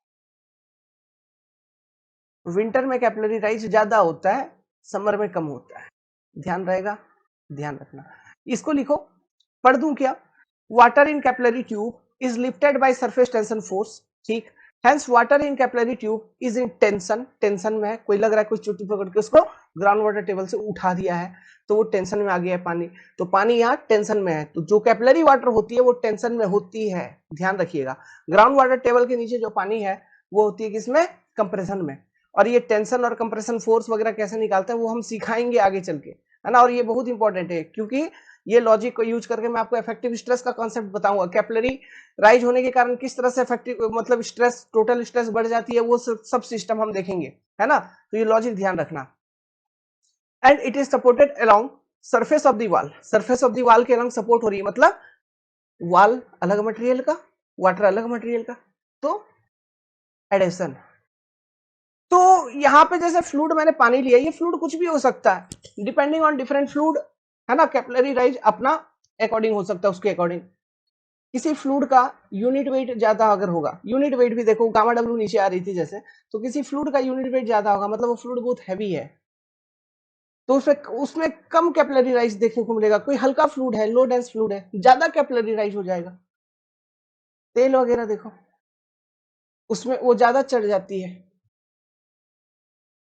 सोख लेती है। बोलो अरे बहुत सोख लिया, अरे वो राइज हो गया, वो ज्यादा सोख लेती है, वो ज्यादा चढ़ जाती है, समझे? क्यों? उसका गामा कम है, समझ गया। हल्का है। तुम तेल और पानी में कौन हल्का? तेल ना। तुम तेल डाल दो पानी में, तेल फ्लोट करेगा कि नहीं पानी के ऊपर? तो तेल का यूनिट वेट कम है पानी से, तेल ज्यादा चढ़ जाता है, तो वो ज्यादा मतलब तुम एक काम करो, एक सॉइल मास लो, ठीक है, एक सॉइल मास लो अच्छे से, उसको एक बार पानी में मतलब पानी के सतह के ऊपर रखो, थोड़ा सा डुबाओ, तो देखना उसमें पानी कहां तक चढ़ेगा ओवरऑल। केरोसिन में डुबाओ, देखना उसमें पानी कहां तक, वो लगेगा पूरा सॉइल ही केरोसिन से भींग गया, पूरा सोख लेता है, होगा। वो क्यों? गामा डी का गामा का इफेक्ट है, गामा डी बोल रहा हूँ, गामा का इफेक्ट है। आगे, the rise of water in capillary tube takes place up to certain extent, एक सर्टेन एक्सटेंट तक कैपिलरी ट्यूब में राइज होती है, where surface tension force is equal to weight of liquid in capillary tube. कहां तक? ये है आपका equilibrium equation to calculate capillary rise. Equilibrium condition जो कि हम यूज किए और अभी HC का वैल्यू निकाले। The rise of water in capillary tube takes place up to certain extent, HC bracket में लिखना चाहते हो तो लिख लो HC capillary rise, where surface tension force, जिस पर्टिकुलर हाइट तक सरफेस टेंशन फोर्स जो सरकमफ्रेंस के अलॉन्ग लग रही है ट्यूब का, is equal to weight of the liquid in capillary tube. यही सिस्टम लगाया था हमने। आगे लिखो, ये टेम्परेचर वाला इफेक्ट तो एक्सप्लेन किया था अभी। Since basic cause of surface tension is cohesion, surface tension का बेसिक काउज कौन है? कोहेजन। बहुत बार एग्जाम में ये केवल यही सेंटेंस पूछ रखा है objective. What is basic cause of surface tension? Cohesion. अलग ऑब्जेक्टिव हो गया वो। Cohesion decreases with rise in temperature, particle separate हो रहे हैं टेम्परेचर इंक्रीज होने पे, हलचल बढ़ने के कारण। लेकिन यही ठंडा जब होगा तो पार्टिकल एक दूसरे के करीब आएंगे और भाईचारा बढ़ेगा। जैसे ठंड में क्या हम एक दूसरे के करीब चले जाते हैं कि नहीं? भाई ठंड लग रही है, आओ गर्मी दे दो, गर्मी दे दो, जाते हैं कि नहीं भाई? जाते हैं ना, है ना, नेचुरल है सब चीज। ओके, तो तो वही चल रही है, पानी भी वही फॉलो कर रहा है सब कुछ। तो cohesion decreases with rise in temperature, where ये सब फिजिकल फोर्सेस है बाबू, तो नेचर को फॉलो करेंगे। तो जो नेचर हम लोग फॉलो करते हैं, हमारे जीवन से ये सब चीज रिलेटेड है, इसी तरह का कुछ होता है। विज्ञान एक्सपैंड करो, which result in decrease in surface tension, क्योंकि वो सरफेस टेंशन इसके ऊपर डिपेंड करता है, तो सरफेस टेंशन डिक्रीज हो जाएगा टेम्परेचर इंक्रीज होने पे, जिस कारण से कैपिलरी डिक्रीज होगी। इसलिए मैंने यहाँ पे कंक्लूजन लिख दिया, hence in summer capillary rise will be low and in winter capillary rise will be high. क्यों? टेम्परेचर कम, कोहेजन ज्यादा, सिग्मा मतलब सरफेस टेंशन ज्यादा, तो HC ज्यादा। क्लियर है? आगे लिखो यार, क्या लिखोगे? क्या लिखोगे? जय श्री राम, क्या पढ़ोगे? धार्मिक हो गया, लेकिन I am secular, pure secular. ठीक है, मैं नहीं मानता ये सब चीज। वो इस धर्म में पैदा हुआ हूं, मैं किसी दूसरे देश में पैदा हुआ होता तो और कोई होता, और कोई कास्ट का होता, और कोई जात का होता, कुछ होता। ये सब चीज मैं उतना नहीं मानता, लेकिन ये गवर्नमेंट ऑफ इंडिया सिस्टम ऐसा बना के रखा है, तो हम क्या करें? कर ही क्या सकते? कुछ नहीं कर सकते। इनका वोट बैंक है, इनका पॉलिटिक्स है, कुछ नहीं कर सकते। ये कभी ये सब चीज को खत्म नहीं करेंगे, हम लोग कितना भी चाहें ये खत्म नहीं करेंगे। Since capillary rise depend on diameter of, देखो हम खत्म करना भी चाहें, लेकिन कुछ भेदभाव ये फायदा पहुंचा के करवा देंगे, जिस कारण से लोग एक दूसरे से फिर डिस्कनेक्ट होने लगेंगे। इक्वालिटी ग्राउंड पे लाना मुश्किल है बाबू, बहुत मुश्किल है। ठीक है, ये बात रियल है। Since capillary rise depend on diameter of the tube, more the dia less will be capillary rise. Bihar का पूरा बेड़ा गरम, जहां से मैं आता हूं, ये जातिवादी नेताओं ने कर रखा है, पूरा बेड़ा गरम कर रखा है। कास्ट सिस्टम ना डेवलपमेंट होने देता है, ना और कुछ। बहुत बहुत गंदा गंदा राजनीति चल रहा है। छोड़ो, अब फोकस करते हैं इंजीनियरिंग के ऊपर। क्या है? Since capillary rise depend on diameter of tube, more the dia less will be capillary tube. वो इसका भी इफेक्ट देखिए, मतलब HC is inversely proportional to D। In case of soil, soil के केस में ये जो डायमीटर हम बोल रहे हैं, डाया ऑफ ट्यूब, ये क्या होता है? इफेक्टिव डाया ऑफ वॉइड या effective size of void. So more the size of void less will be capillary rise. तो size of void coarse grain soil में ज्यादा होता है as compare to fine grain soil. So coarse grain soil में capillary rise कम होगी as compare to fine grain soil. इसी से रिलेटेड एक डेटा है, वो डेटा याद रखिएगा, एग्जाम में बहुत बार क्वेश्चन पूछा जा चुका है, SSC में तो कूट कूट के। Type of soil and capillary rise, सीधा सीधा डेटा रखिएगा, घुमा फिरा के डिफरेंट यूनिट में पूछेंगे तुमसे। ग्रेवल में high void size negligible, zero, negligible माने जीरो मान लो, ठीक है, कोई कैपिलरी राइज वाइज नहीं। सैंड में थोड़ा देखने को मिलता है, कितना? 10 से 100 mm। 10 से 100 mm का मतलब 1 सेंटीमीटर से 10 सेंटीमीटर तक, 1 सेंटीमीटर से 10 सेंटीमीटर तक सैंड में। सिल्ट में 100 से 1000 mm, मतलब 10 सेंटीमीटर से 100 सेंटीमीटर तक, मतलब इसको और ऐसे भी लिख सकते हो, 10 सेंटीमीटर से 1 मीटर तक। क्ले में 1 से 3 मीटर, या 1000 से 3000 mm, या 100 से 30 सेंटीमीटर, 10 से 30 सेंटीमीटर। नहीं यार, क्या लिखा है? 1000, हाँ 1000 मतलब एक, सही तो था। 100 से 300 सेंटीमीटर, ये तुमको क्ले में देखने को मिलेगा, समझे? तो ये अलग अलग डेटा है, ये याद रखना, ये टेबल बहुत इंपॉर्टेंट है। तो इसी के साथ हमने जो बेसिक था वो कंप्लीट किया। अब हम पढ़ते हैं सॉइल मैकेनिक्स में, इस कैपिलरिटी को डिफाइन करने के लिए, कैलकुलेट करने के लिए कुछ लोगों ने अलग फॉर्मूला दिया। ये जो फॉर्मूला अभी मैंने आपको बताया, कौन सा? 4 सिग्मा बाई गामा डी, ठीक है, या 4 sigma cos theta by gamma D. उस फॉर्मूला को यूज नहीं करते सॉइल में। तो यहाँ और वैज्ञानिक थे, हेजन, उनका इक्वेशन को यूज किया जाता है, और भी उनका इक्वेशन को यूज किया जाता है टू कैलकुलेट दी कैपिलरी। ठीक है, तो वो कौन कौन से थ्योरी हैं देखते हैं, और वो ऐसा थ्योरी क्यों दिए हैं उसका लॉजिक देखते हैं।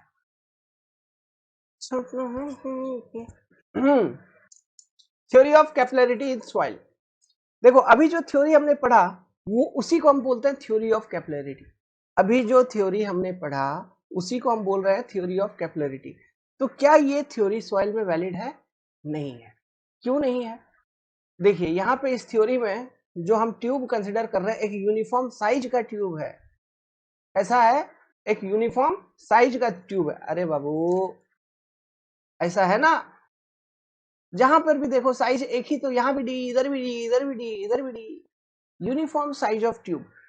बट तुम अगर सेम चीज सॉइल में खोजने जाओगे, चलो मैंने बोल दिया कि जो वॉइड का साइज होता है उसको हम इंटरकनेक्टेड, अगर जो डिफरेंट वॉइड्स है जब इंटरकनेक्ट होते हैं एक ट्यूब जैसा बनता है सॉइल के अंदर, वही ट्यूब में कैपिलरीटाइज हो रही है, तो उसका भी साइज तो यूनिफॉर्म नहीं है ना बाबू। कहीं पर पार्टिकल बहुत ज्यादा करीब है, कहीं पर थोड़ा दूर है, कहीं पे और ज्यादा करीब, कहीं पे और थोड़ा दूर, ऐसा। एक तो ये रीजन हुआ। दूसरा बात, जो सॉइल में वॉइड है वो केवल वर्टिकल डायरेक्शन में है क्या? वो वर्टिकल, हॉरिजॉन्टल, हर दिशा में प्रेजेंट है। वॉइड अगर तुम खोजोगे ट्यूब तो किधर भी बन जाएगा सॉइल में, वर्टिकल भी बन जाएगा, हॉरिजॉन्टल भी बन जाएगा। तो हॉरिजॉन्टल राइज होना चाहिए, ऐसा कुछ होता है क्या? नहीं। सो ये जो थ्योरी है, ये थ्योरी कंप्लीटली सॉइल के केस में वैलिड नहीं होता। सॉइल के केस में इस थ्योरी में कुछ मॉडिफिकेशन की जरूरत पड़ती है, जो कि डिफरेंट वैज्ञानिकों ने मॉडिफाई किया। हाँ, लेकिन जो मूल तत्व है, वो मूल्य कॉन्सेप्ट जो है, बेसिक फंडामेंटल कॉन्सेप्ट, वो इस थ्योरी से डेवलप होकर आती है। लेकिन उसमें कुछ मॉडिफिकेशन करके फिर हम सॉइल का कैपिलरी राइज या फॉल कहते हैं। फॉल तो नहीं, बेसिकली राइज ही कहते हैं। ठीक है, तो चलिए पहले रीजन लिखते हैं कि क्यों वैलिड नहीं है theory of capillarity in soil, फिर हम देखेंगे जो मॉडिफाइड थ्योरीज हैं वो कौन कौन से। लिखो यार। It is not completely valid in case of soil as the size of void is not uniform throughout the soil mass. क्यों? Size of void is not uniform throughout the soil mass. Size of void मतलब समझ गया ना, दो particle के बीच का spacing, ये पूरा सॉइल मास में एक जैसा नहीं। कभी सॉइल करीब है ज्यादा, कभी दूर है, कभी करीब है, कभी दूर, ऐसा। void not only extend in vertical direction, केवल vertical direction में void नहीं है, but also extend in lateral direction. So some modification is required in the theory of capillarity for soil. ये वाला डायग्राम एक तो बना लो, ठीक है। इसी के साथ ये मान लो एक पर्टिकुलर वॉल्यूम ऑफ सॉइल लिया मैंने, इसमें बहुत अलग अलग तरह के सॉइल पार्टिकल दिखा दो, ये एक पार्टिकल, ये एक पार्टिकल, ये एक पार्टिकल, ये एक पार्टिकल, ये एक पार्टिकल, ये एक पार्टिकल, ऐसा ऐसा डिफरेंट सॉइल पार्टिकल है, अलग अलग सॉइल पार्टिकल, जस्ट डायग्राम बताने के लिए, है ना। वो तो और ज्यादा करीब करीब होंगे यार। ओके, तो इसमें देखो जो तुम्हारे वॉइड्स हैं, एक तो यूनिफॉर्म एकदम टोटल वर्टिकल नहीं है, ये वॉइड ऐसा ऐसा ऐसा जा रहा है वर्टिकल डायरेक्शन, ऐसा ऐसा ऐसा जा रहा है, लैटरल डायरेक्शन में भी वॉइड है। ओके, सो vertical voids, vertical interconnected voids लिखो।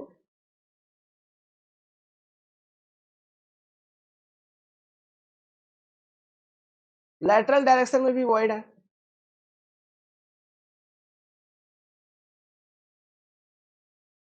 ये दो कारण वैज्ञानिकों ने देखा, ठीक है। Plus voids are not of uniform size,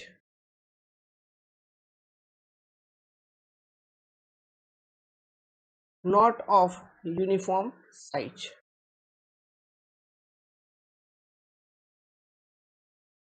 चलो, तो अब जो थ्योरीज हैं वो कौन कौन से हैं, कौन वैज्ञानिक आए थे, डायग्राम बना लेना।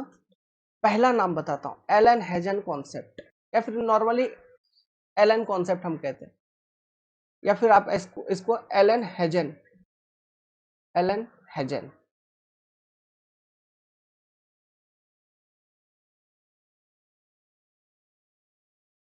इन्होंने क्या किया, देखो इन्होंने ये सोचा जो कैपिलरी राइज हो रही होगी, वो राइज किस में हो रही होगी, ऑब्वियसली फाइन ग्रेन सॉइल के केसेस में हो रही होगी। और फाइन ग्रेन सॉइल में तो देखो अधिकतम बहुत सारा कैपिलरी राइज होता है। तो हमने जो एचसी मैक्सिमम वाला फॉर्मूला नहीं निकाला था, उसी फॉर्मूले को यूज किया, उसी फॉर्मूले को यूज करके ये कैपिलरी राइज बताते हैं सॉइल में। बट जो डी है ना, डी, दैट इज जो डायमीटर ऑफ ट्यूब वहां था, तो यहाँ पे इन्होंने बोला कि that is your effective size of void. तो इफेक्टिव साइज ऑफ वॉइड को इन्होंने कितना कंसिडर किया, इन्होंने कंसिडर किया effective size of void is 20% of D10 of the soil. जो सॉइल है उसका जो D10 है, that is that particular size of particle corresponding to is 10% of soil is finer D10 effective dia of soil। effective dia of soil का 20% जो भी निकलेगा that is your size of void। और वही साइज ऑफ void इंटरकनेक्टेड है और tube जैसा बन रहा है, उसी में कैपिलरीज हो रहा है, ऐसा इनका कहना था। तो वो कॉन्सेप्ट निकल के आती है जिसको बोलते हैं एलन हेजन कॉन्सेप्ट। ठीक है, लिखो।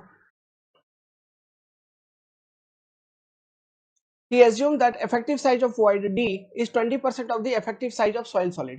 That is D equal to 20% of D10। 20% of D10 का कहने का मतलब क्या हो गया, D10 by 5, यही हो गया। ठीक है, तो अब HC का जो वैल्यू है, जो सॉइल में ये बताते हैं capillary, it is 4 sigma by gamma W तो रहेगा इंटू D10 by 5। डी के जगह ये यूज करेंगे D10 by 5, तो क्या हो जाएगा, 5 चौके 20 ऊपर जाएगा। ठीक है, तो 20 sigma by gamma W D10। इस तरह से आप सॉइल में कैपिलरी राइज निकाल सकते हो, ऐसा इनका कहना है, एलन हेजन कॉन्सेप्ट। तो कभी इस फॉर्मूले पर बेस्ड आपको क्वेश्चन आ सकता है। ठीक है, तो टेंशन लेने का नहीं। अब दूसरा चलता है जिसको केवल हम कहते हैं हेजन कॉन्सेप्ट। इन्होंने बड़ा शानदार इक्वेशन दिया। ठीक है, हमको केवल वो इक्वेशन से मतलब है। इन्होंने एक्सपेरिमेंट वगैरह किया, निकाला और बताया सॉइल में जो कैपिलरी राइज होगा इसको आप सेंटीमीटर में निकाल लो मेरा इक्वेशन यूज करके।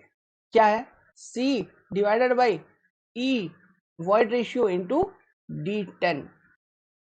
ये इक्वेशन आप लोग यूज करिए। C क्या है, C एक कांस्टेंट है, depend on soil type, depend on soil type. C का जो वैल्यू होता है, इसकी जो रेंज होती है C की 0.1 टू 0.5 सेंटीमीटर स्क्वायर। ध्यान देने वाली बात है। ठीक है, इसका यूनिट होता है सेंटीमीटर स्क्वायर में।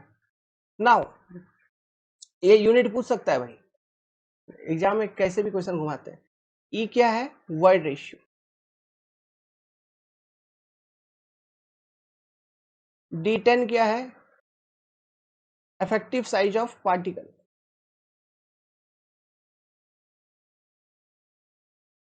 ये वाला इक्वेशन से ज्यादा क्वेश्चन आता है इसलिए लाल लिखवा दिया, particle.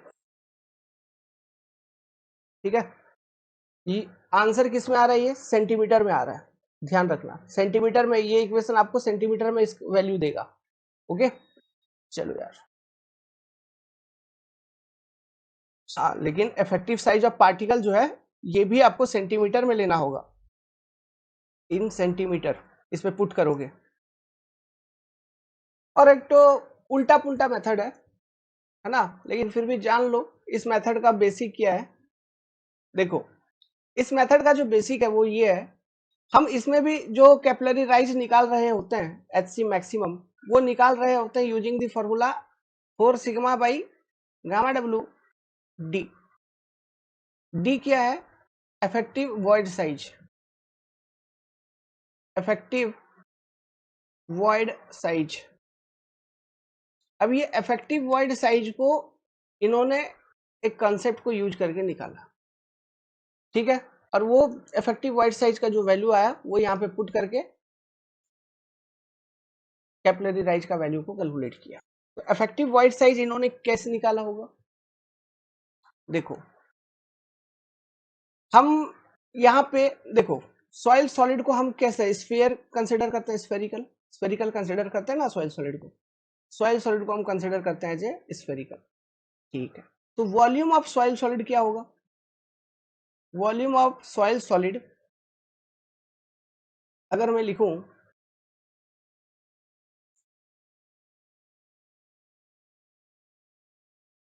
Spherical pi by 6 D का क्यूब। तो यहां जो डी कंसिडर किया इन्होंने बोला D10 इफेक्टिव साइज का क्यूब। D10 क्या है? Effective soil solid size, effective soil solid size. तो this is your volume of solid. अब एज्यूम किया इन्होंने,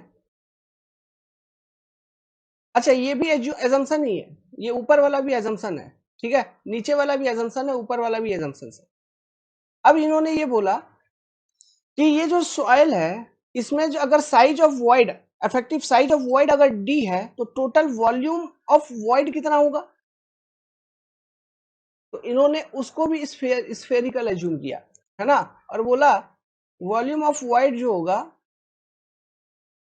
वॉइड टोटल आप कैलकुलेट कर लीजिए पाई बाई 6 डी क्यूब को यूज करके, सिंपली सीधा, ऊपर डी है नीचे D10 है, अलग अलग चीज। तो ये आपको वॉल्यूम ऑफ सॉइल सॉलिड मिल गया, वॉल्यूम ऑफ वॉइड मिल गया इन ए पर्टिकुलर गिवन सॉइल। तो वॉइड रेशियो क्या होता है? Volume of void upon volume of soil solid. तो क्या हो जाएगा? एक minute, D power cube by D10 power cube, क्योंकि ये तो कट जाएंगे पाई बाई 6 पाई बाई 6, ये कट जाएंगे ना, ठीक है। तो ये बेसिकली क्या हो गया? e to the power 1/3 into D10 equal to क्या? D, जो कि है इफेक्टिव साइज ऑफ वॉइड। अब इसको इधर पुट कर दिया और बोला कि HC मैक्सिमम जो है, बेतुका सा concept, 4 sigma by gamma W into E to the power 1/क्यूब इंटू D10, ये फॉर्मूला यूज करो भाई और निकालो कैपिलरी राइज। कोई मतलब है? कोई मतलब नहीं है, ये दोनों एजम्पशंस हैं, ठीक है। एजम्पशंस क्या कि सॉइल सॉलिड तो होता ही है आपका स्फेरिकल, होता है एजम्पशन सही पहले से, प्लस ये जो आपका वॉइड है उसका भी शेप स्फेरिकल ले लिया है, उसका भी शेप क्या ले लिया है इन्होंने? स्फेरिकल ले लिया है, ठीक है। These are assumptions. तो उस तरह से वॉल्यूम ऑफ वॉइड निकाला, वॉल्यूम ऑफ सॉइल सॉलिड बताया, वॉइड रेशियो बता दिया, फिर वहां से इफेक्टिव साइज निकाला, void size, effective void size, और इस इक्वेशन में पुट करके मैक्सिमम कैपिलरी राइज बता दिया। तो ये इक्वेशन का उतना यूज नहीं होता है, लेकिन फिर भी आजकल एग्जाम का कोई गारंटी नहीं है, एग्जाम में आ जाए तो टेक्निक मालूम होना चाहिए। मैक्सिमम जो यूज हो रहे होंगे वो इससे पहले जो दो इक्वेशन मैंने आपको बताया, एक तो एलन हेजन इक्वेशन, दूसरा हेजन इक्वेशन, और सबसे ज्यादा यूज हो रहा होगा हेजन इक्वेशन का। सबसे ज्यादा क्वेश्चन इसी पर बेस्ड आते हैं सॉइल में कैपिलरी राइज निकालने के लिए। जो हम अच्छा कॉन्सेप्ट यूज करते हैं वो है हेजन इक्वेशन, ठीक है। इसी के साथ ये मॉडिफाइड थ्योरी वगैरह खत्म, ओके। अब चलो एक क्वेश्चन में करवाता हूं। If soil A has void ratio equal to 1/3 void ratio of soil B, effective size of soil A is 2/5 of soil B, find ratio of height of capillary rise in A to B। देखो यहाँ word ratio और effective size की बात हो रही है, तो ऐसा कौन सा इक्वेशन है जिसमें सॉइल में कैपिलरी राइज निकालने के लिए word ratio and effective size हो? हेजन इक्वेशन, याद आ रही है? ठीक है। तो दो सॉइल है यहाँ पे, soil A and soil B, soil A and इधर लिख लो सॉइल बी।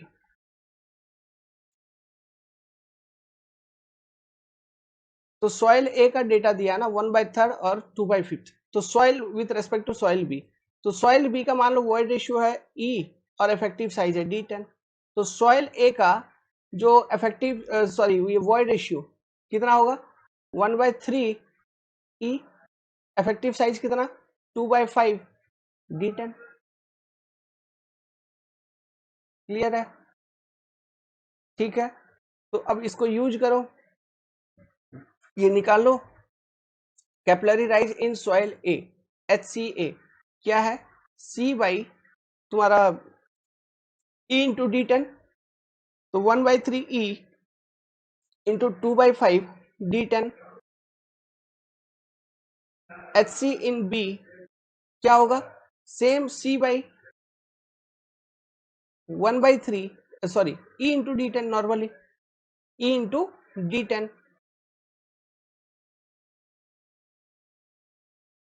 हमको निकालना है क्या ratio, HCA by HCB।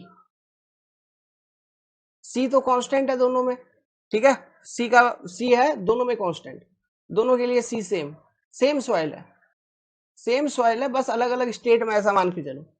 Okay, मतलब प्रॉपर्टी ऑफ सॉइल सेम है, तो C कांस्टेंट है। जब C कांस्टेंट है, जब ये रेशियो निकालोगे, इक्वल टू करोगे, तो करके देखो, यहाँ जगह नहीं है इसलिए मैं नहीं कर रहा हूं, तो ये क्या आ जाएगा, 15/2, 5 दिया 15, नीचे वाला मल्टीप्लाई हो गया 15/2, है ना, तो वो ऊपर जाएगी 15/2 आ जाएगी, ठीक है, तो 15/2 इक्वल टू क्या हो, 7.5। This is your answer. Engineering service का क्वेश्चन है ये, ऑब्जेक्टिव। तो इस फॉर्मूले पर बेस्ड तुमको क्वेश्चन मिलेंगे, ठीक है। तो इसी के साथ अपन ने ये कंसेप्ट खत्म कर दिया। अब ये चैप्टर अभी खत्म नहीं हुई है, चैप्टर नंबर 4 का पार्ट 2 क्लास आएगा, उसमें चैप्टर 4 खत्म होगा, फिर हम नेक्स्ट चैप्टर स्टार्ट करेंगे, concept of effective stress and total stress. उसके बाद जो अपना टारगेट चैप्टर होगा परमिएबिलिटी, फिर जो अपना टारगेट चैप्टर होगा सीपेज वगैरह पढ़ेंगे, परमिएबिलिटी पढ़ लेंगे तो सीपेज पढ़ने में ज्यादा मजा लगता है, तुरंत तुरंत सीपेज पढ़ेंगे। सीपेज वगैरह पढ़ने के बाद, कंसेप्ट अच्छे से सीखने के बाद, सॉइल मैकेनिक्स में घुसने के बाद, फिर पढ़ लेंगे अपन कॉम्पैक्शन थ्योरी वाला चैप्टर, फिर आगे बढ़ेंगे, ठीक है। उसके बाद कंसोलिडेशन, शियर स्ट्रेंथ, वहां तक खत्म करेंगे। अरे बहुत सारे चैप्टर है, करते रहेंगे, ठीक है। अब स्पीड कर दिया हूं, देख रहे हो डेली 2 घंटे 3 घंटे का क्लास, अब 2 घंटे से 3 घंटे पर लेके जाऊंगा, आप लोग बस देखते रहो, प्यार दो। Thank you.